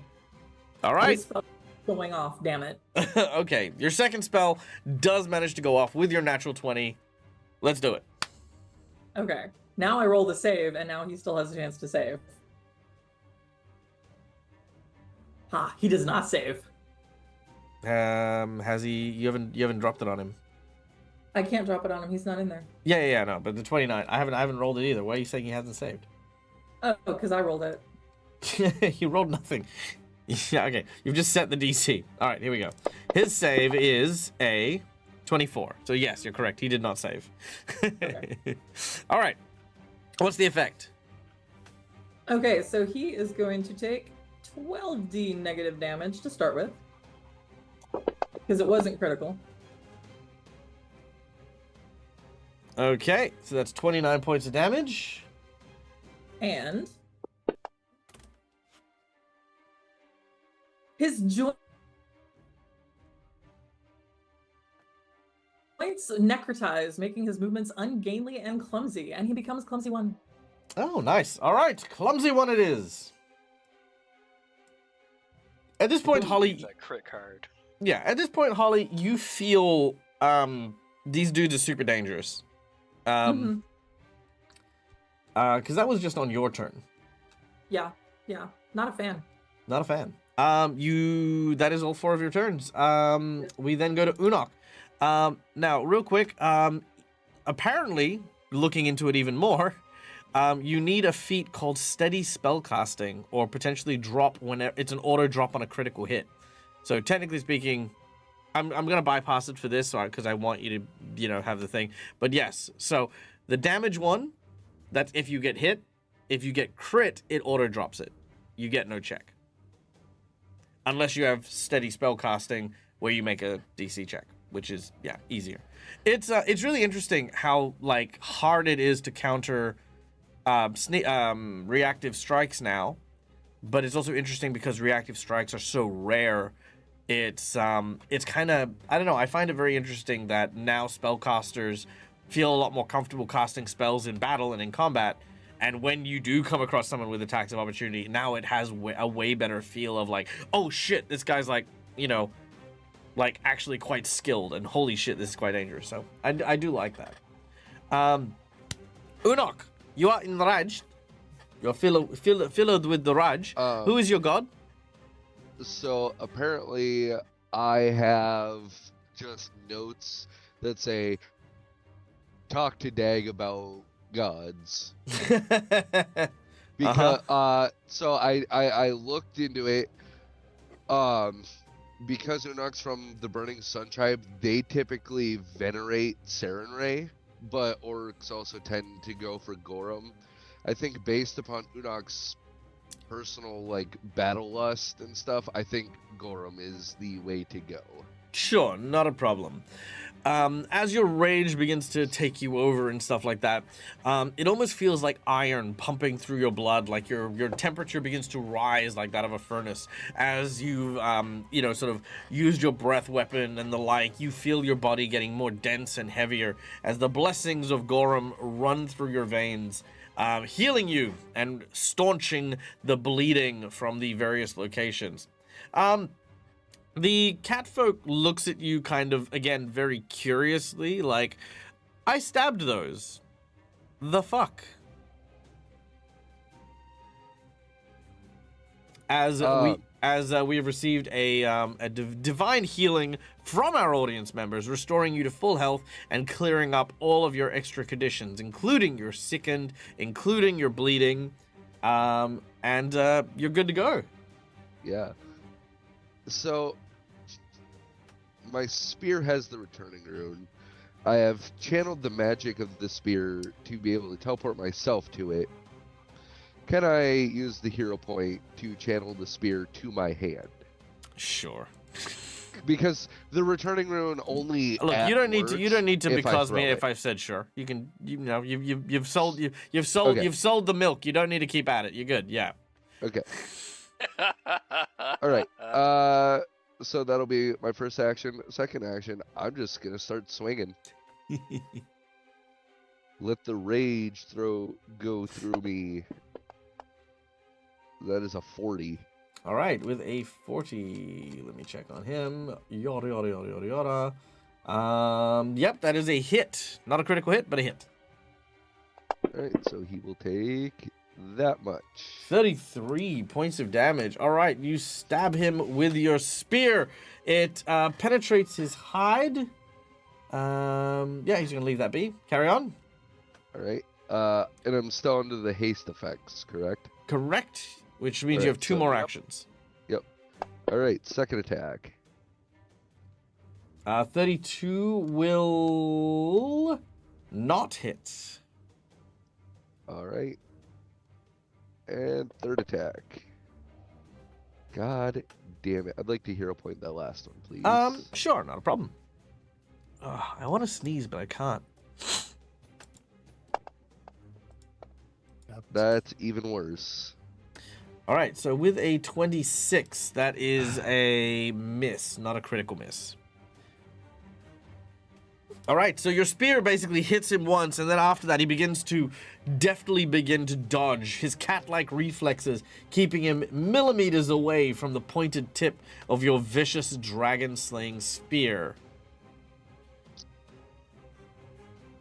Okay, we then go to the assassins. Two of the assassins are now running after Alizaro and Agnes. The one next to Ray is going to use one action to try and discombobulate them with a bluff check. Or a deception check, should I say. What is your AC, by the way? 37. 37. So I didn't get my shield. Oh, that might not work. It does not. He's going to try again. Does not. He's just going to try and stab you, which is probably not going to work, but gosh darn it if he's not going to try. Oh, he hits it. Yeah. I mean, oh no. Almost a nat Oh 20. no. Okay. And that is 18 points of damage, plus 2d6 bleed on top, because he is using his prayer attacks to rip you to shreds. You're very aware of these, Cookie. That is all he does. Talk about. Yeah, that is all he does. He was trying to use the bluff check to get a sneak attack on top of that as well, but he did not, because now that his teammate is dead. Now, on the rooftop, Holly unfortunately has not yet moved from her location within reach of these two assassins. And for full reasons, they're going to just tear Holly a new one. You ready, Holly? No. All right, slash number 1. That's a hit. Not a crit. Not a crit. For 17 points of damage, plus some bleeding. Hooray. Attack More number 2. bleeding. More bleeding. He could miss. Missing would be good. Let's cast a spell. Fuck. Stab, and then spell. I need a will save, please. Awesome.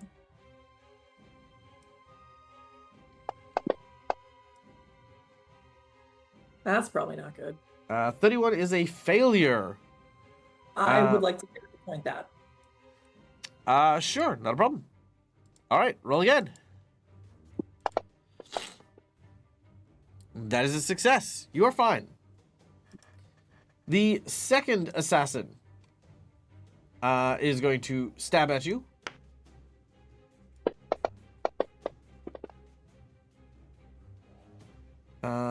Oh, I accidentally had the second. That counts as his second slash, so I'm going to add 5 to that. 34 to hit.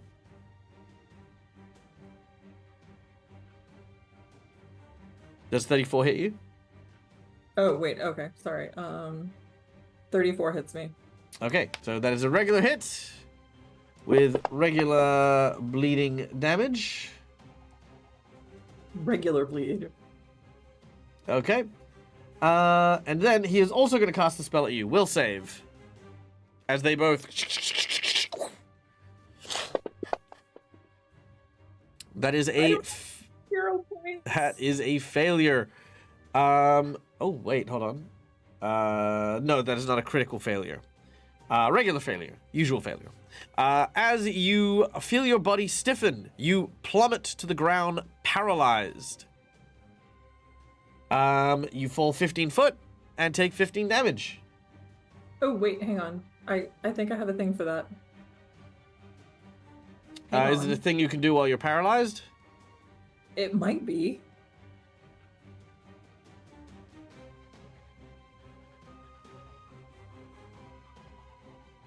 She's a helicopter. She can auto-rotate down. Like, you know, one of those, like, zip toys, you know, that you got when you were a kid? You know, you pull the thing and the fairy spins around? Yeah,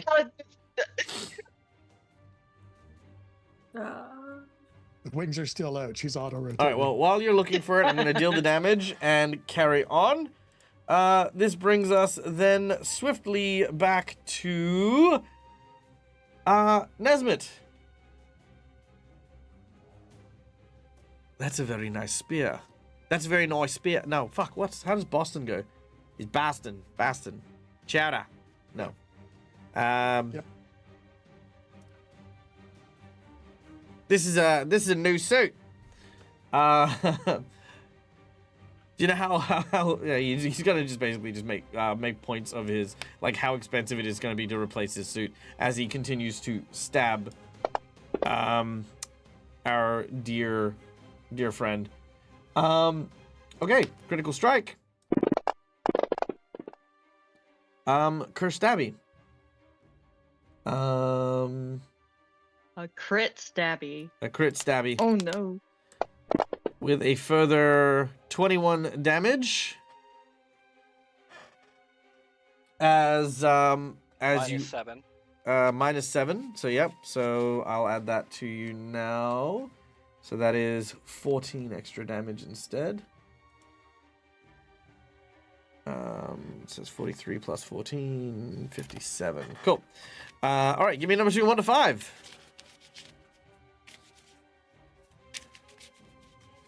Unok, Yes.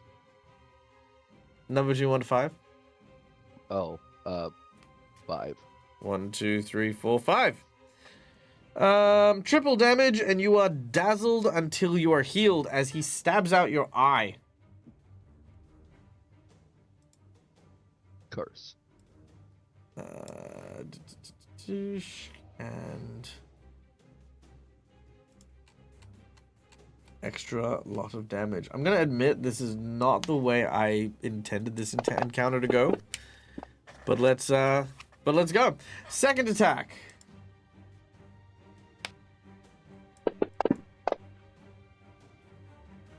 All right, another critical hit. Let's go with card number 3. Completely. Actually, hold on. I completely spaced about something that's sitting right next to us. Uh-huh. The tree. Oh yeah, how much damage does the tree absorb? It 50? can block. Yep, it can block 50. Okay, cool. I'll take... Unok does not get crit. well, he does get crit, because that'll only take part of the crit away. Oh, right, because it was Yeah. 67. Yeah, so I'll take 17. so you only take 10 damage from that one. Does Holly get some points back? No, because you were in the air. God damn it. It only reaches up 8 feet. Oh geez. Okay, so that's 7. So that is 8. So that is 108. All right, cool. 50 points is absorbed by 50 points is absorbed by the tree. All right. Third and final attack.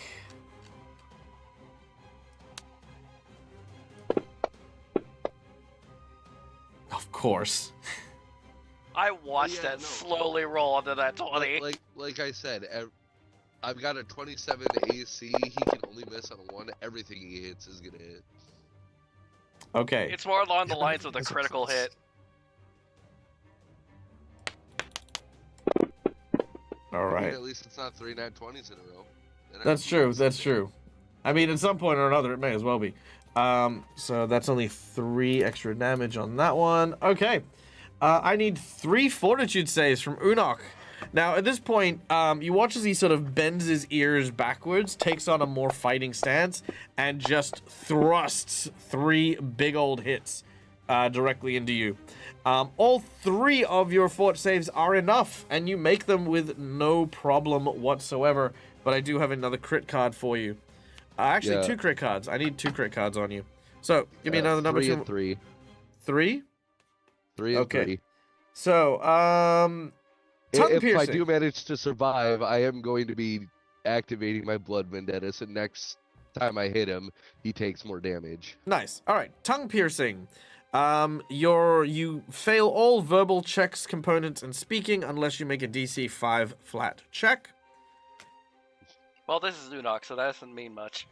And you cannot use one of your hands as you are now clumsy 2, and your hand has been pierced. Oh, I'm not going to be hitting jack or shit. Okay.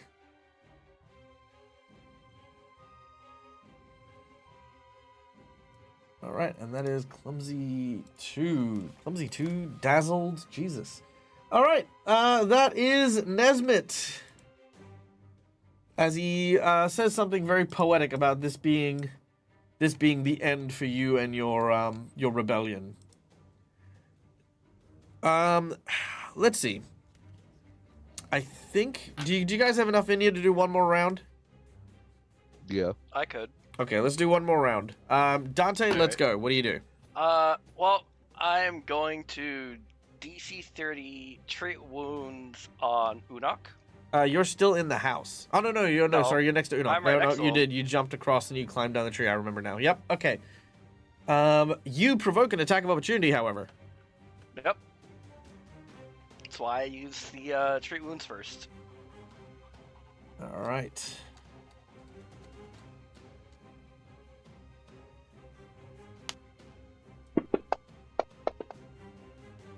Oh, I don't like that. I'm gonna jinx point that.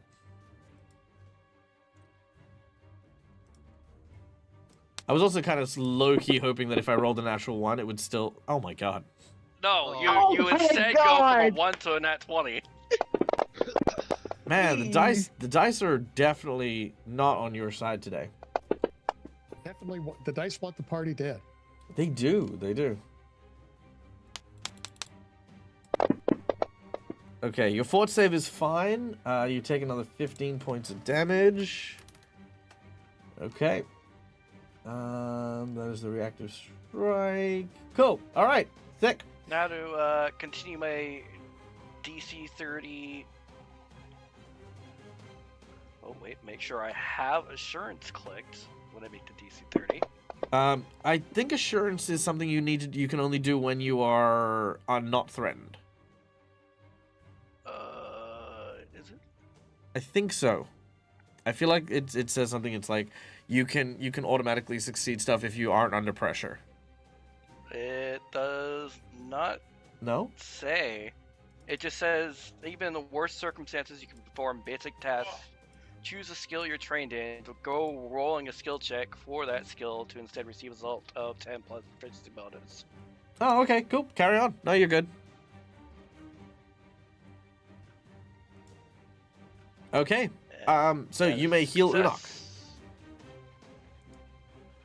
It's a big heal. It's a heal.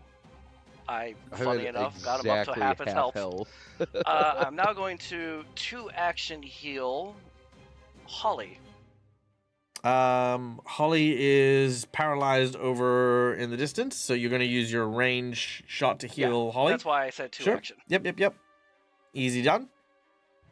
And I'm no longer dazzled, right? Because I got healed. Yes, your eye is now restored and no longer smashed. And that will be all my actions. Oh wait, no, I still have 1 action. That I can't really use because it's a hasted action.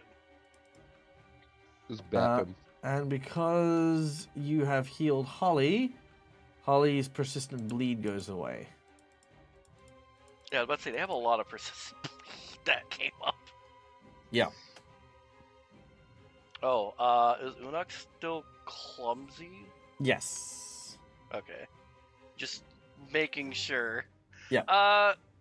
Yeah, there's not much I can do with my hasted action. Like, I could bap him, but, I don't even think I even have a normal one set up. No, I don't have a normal one set up. No. Yeah, that'll be it. Okay. Ray, you're up next. You have one guy one guy you're next to. Yeah. So the guy I'm next to, I am going to see what I can do about taking him out. Mm-hmm. So he swings hard with the Morning Star. Nice. That is a solid hit. That is a critical hit. Oh, bonus. Click on that crit button. All right, 46. Ouch. That is no bueno. All right, he is heavily injured from your strike as you hear the gong ring as you strike this guy again, super hard. Give me a number. 2, please. 1, 2, bludgeoning. No, we did that one already. Okay, cool. The target drops the weapon it is wielding as you perform a feeble parry. So he goes to strike you, but as he does, you basically use your mace and crush his arm, causing him to drop one of his sawtooth blades. Okay. But he's still up. He is still up. Let's hit him again. Or try and hit him again. Well, 23 is not going to cut it. I was going to say, I don't think so. I'm using There's a club. the I'm rules. not going to cut anything. Well, Thank you. I'm here all week. Try the veal. yeah.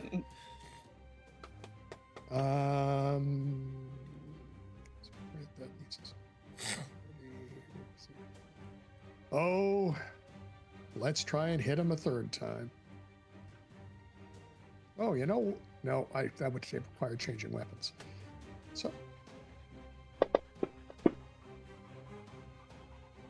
27. 27. All right. A 27 is a miss, unfortunately. That's what I figured.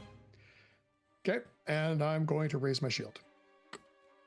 All right. I need a fortitude save from you as the gas is continuing to leave the building behind you. Fortitude save. Yes, plus. 26 That is sucked. not going to cut it. Unfortunately, as the gas, as you inhale the gas, you fall unconscious. Well, that's bad. That's very bad. And you bleed. Some of your bleeding ends, but you'd still take a bit of damage. As we go to Alizaro, who is fleeing from two individuals who are quickly gaining. Yeah, she is still all actions on move, and as she's going, she is not attempting to fly, but she spreads her wings in an attempt to like cover her back, just so that it's a little bit harder for them to like actually directly hit her in the back. And she's just hauling all kinds of ass All right, and just trying to go. All right, make a athletics check. Okay. Athletics. Sure. Oh, that's pretty good. Oh my god, please. Yeah. Oh, That's- can I hero point that? You may. Thank you. Okay, come on. Yeah. No! That is not going to do it. Oh. All Don't we right. have it set to 1 divine healing per stream? I feel like I did that at some point. That's fine. Oops. Oh, actually, your divine. Yeah, okay, yeah. Divine healing will do a thing. All right. You're better off to go to Holly than me, but Well, I was gonna say, FYI, if I keep getting divine healing and I need to move, and I can move potentially our heroes to a new scene, by knocking them out and bringing them like to another place, it becomes very hard to do that with the audience. But I'm not complaining. Ray, who your deity is Milani, you feel whoever needs it. Okay, I'll let the group choose. Yeah. Where would you like the divine healing? it's either Holly or Enoch. I mean, Holly, Enoch- I feel like is the worst off. Just a little bit, yeah. Okay. Yeah. Very well. Holly, a Asmodean ring appears around you, and as it does so, the paralysis is broken as you see these sort of magic chains sort of snap off you, metaphorically, of course, as you are fully restored. All right. Alizaro, you are running for your life. You've spread your wings in an attempt to try and evade capture. Holly, you're up next after having hit the ground hard. The two assassins on the roof above you, they're likely preparing to come down and kill you, but you know, you're miraculously okay. Hooray. Yeah. Holly's gonna look around for a second and be very happy. How close are the two guys to Ro and Agnes? They are currently about 20 foot away. Okay. Holly is going to cast Blade Barrier in between how far apart are the walls in the alley that they're running in? They're no longer in the alley, they're down the street. Okay.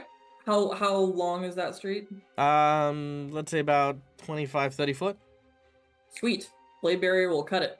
So she's going to cast Blade Barrier between the farthest distance 2 walls Mhm. between Ro and the 2 guys pursuing her. Nice. The barrier is 20 feet high, Mhm. 2 inches thick, and it provides cover. Mhm. And if they run into it or try to go through it, it's going to deal 7d8 force damage to any creature trying to go through it, over it, whatever. Wow, nice. All right. A barrier of blades erupts across the road here. So you're still prone, but that is 2 actions there. Yeah, so Holly is going to... Can she get up and fly and pick up Ray? No. You've got 2 actions left. Not enough, okay. So with the 2 actions, Holly is going to transform into an Aranese. Very well. You transform into an Aranese, laying prone on the ground. You're now a humanoid creature with large black wings. Yes. Very well. Thank God for haste. Love you, Dante. Okay. Hiya. Okay, then we go to Unok. All right. Well. Okay. First thing I'm gonna do is try to grapple him. Okay. I really hope this works.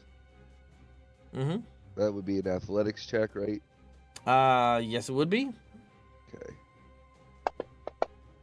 Come on. Oh, his DC is 37. All right. I'll try again.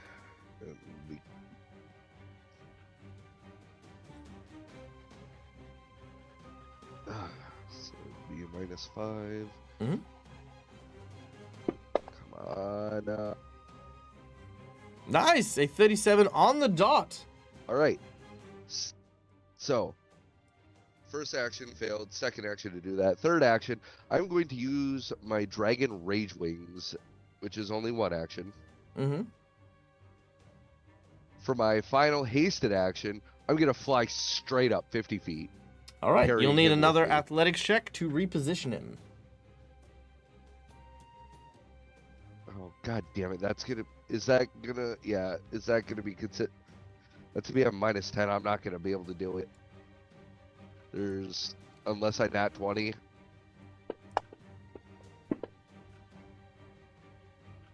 Yep. All right, that is a failure, and unfortunately, yes, while you have grappled him, you do not have the energy or the capacity to carry him upwards. I should have just swung at him. But... Yes, I agree. Or alternatively, just fucking kill me at this point. or alternatively, you guys could stick to the original plan of getting the fuck out of there. I listened to the plan very poignantly, by the way. I would point this out as your GM. I sat there and I heard what people saying, and I was just like, oh, okay, cool, this should be easy. It's not a problem. Like they've got the ambush set up. I've even taken a couple of guys out of the equation. Maybe I there'll didn't be know that it was gonna be another check to move someone when I have them grappled. Like, so if I grapple you and I just decide, you know what, cool, I'm just gonna take you wherever I want. I shouldn't get to do any checks against you to move you around. I mean, yeah, I get the logic of it.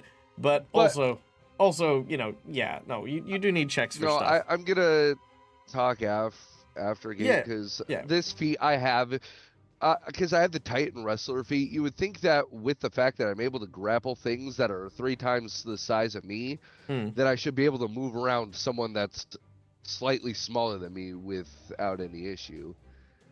That's we can have a talk about that. That's an interesting concept. I do, again, there's multiple ways to go about it, and we can definitely have a chat about that later. But yeah, no, generally speaking, checks are there for exactly the same reason.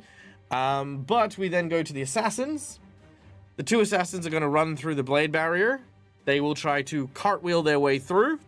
It's a reflex save for the blade barrier. Yes.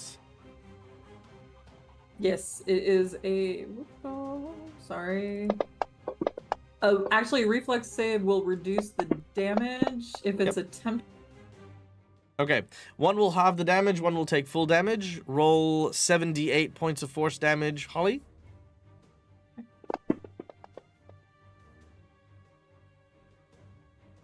Okay, so that's 41, so that's 20 to one, and 41 to the other. Okay, a creature that succeeds the save when the wall is created. Creatures that trying to move through the wall fail to do so if they critically save. Oh, crap. Yep, Okay. so they're fine. So they move through, and they keep chasing after Alizar. As they catch up, two slashes, one from each of them, to Alizaro. The first one will miss. The second one will also miss. All right. Yay. The assassin near Ray, who I believe is still unconscious, is going to grab you and run away. That is all. The two on the roof are going to jump down, taking 15 points of damage apiece.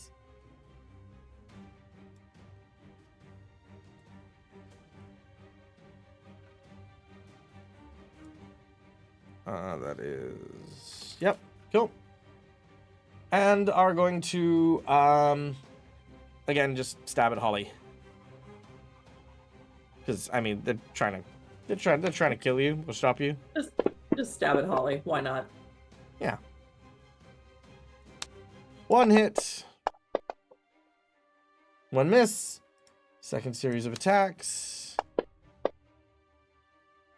One hit. And 2 hits. So that is a total of 3 hits. So 1, 2. Fantastic. Let's 3. get some bleed damage going again. Oh, yeah. And, of course, 1, 2, 3. Also, how do you not take sneak attack from the, from being prone? I think I have a thing for that. Alright, sure. Okay, that is them done. Alright.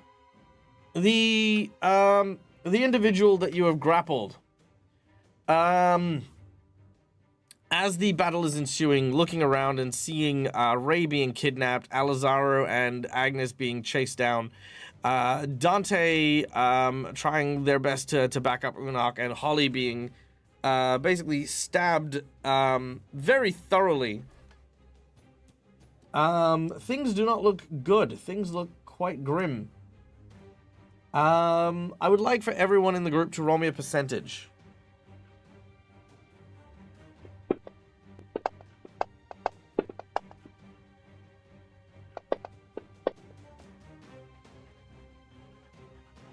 Oof. All right, Unok.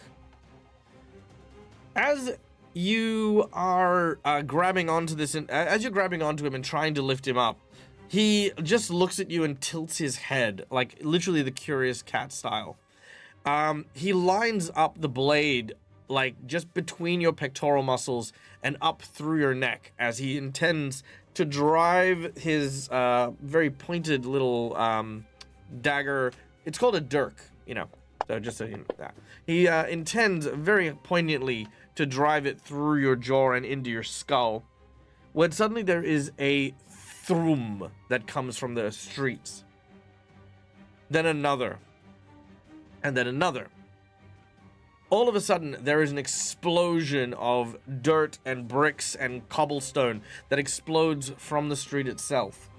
There is this terrifying sound as it is followed by a clamping, chomping noise and a scream from one of the red mantis. Bursting out from beneath the streets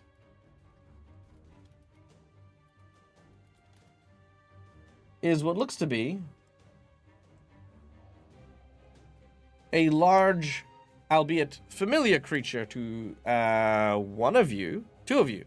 Oh yeah. It's the thing As that we saw in book 1, isn't it? book 102, yeah. You remember that thing? Yeah. Yeah. As a large and massive tentacled beast bursts out from the streets and grabs hold of the assassin carrying Ray, dragging it into its maw and beginning to shake its face as it tears and rips the assassin apart. Around its neck is a collar, and beneath it reads in a against a metal tag the word Pogo. And we will return next week, as our heroes have gained the alliance of one of our heroes' I say friends. They managed to spare Pogo when everyone thought Pogo was a monster and were, out to kill him. But they learned that Pogo was actually a garbage-eating monster who lived in the streets keeping the city clean, and chose to instead advocate for Pogo, sparing its life and helping it resettle back into the streets below. With the poison gas that has been released into its lair, that is below where our heroes have their hideout, it's angry. It's pissed off. It wants to know what the fuck is going on. So it is now coming to the aid of our heroes. And it does not know the assassins. It just knows our heroes. So it is going to start chomping. And that is where we're going to end today's game. Guys, thanks so much for watching. Thanks so much for listening. My name is Michael. I'm the Dead as a Gamer. This is my place. This is my face. You can find it here a number of times during the week. Be sure to tune in on Wednesday when we're back for Reign of Winter. A very special thank you to my lovely players. A special thank you to Robert Hartley, GM, for the raid. You fucking legend, you. And if you haven't checked out Robert Hartley, GM's stuff, please go and do so. I've been talking to Rob, actually, recently about some of the shows that he's been doing and stuff. And honestly, the man is putting in so many hard yards right now for the Viva La League Dungeons and Dragons campaign. So it would really mean a lot for me if my fans, if you haven't done so already, go and check out some of the episodes.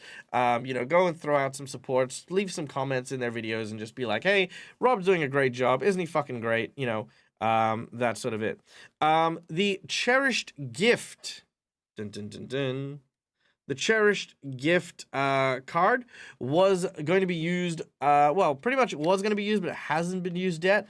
It was going to be used as a gift given by the Catfolk person.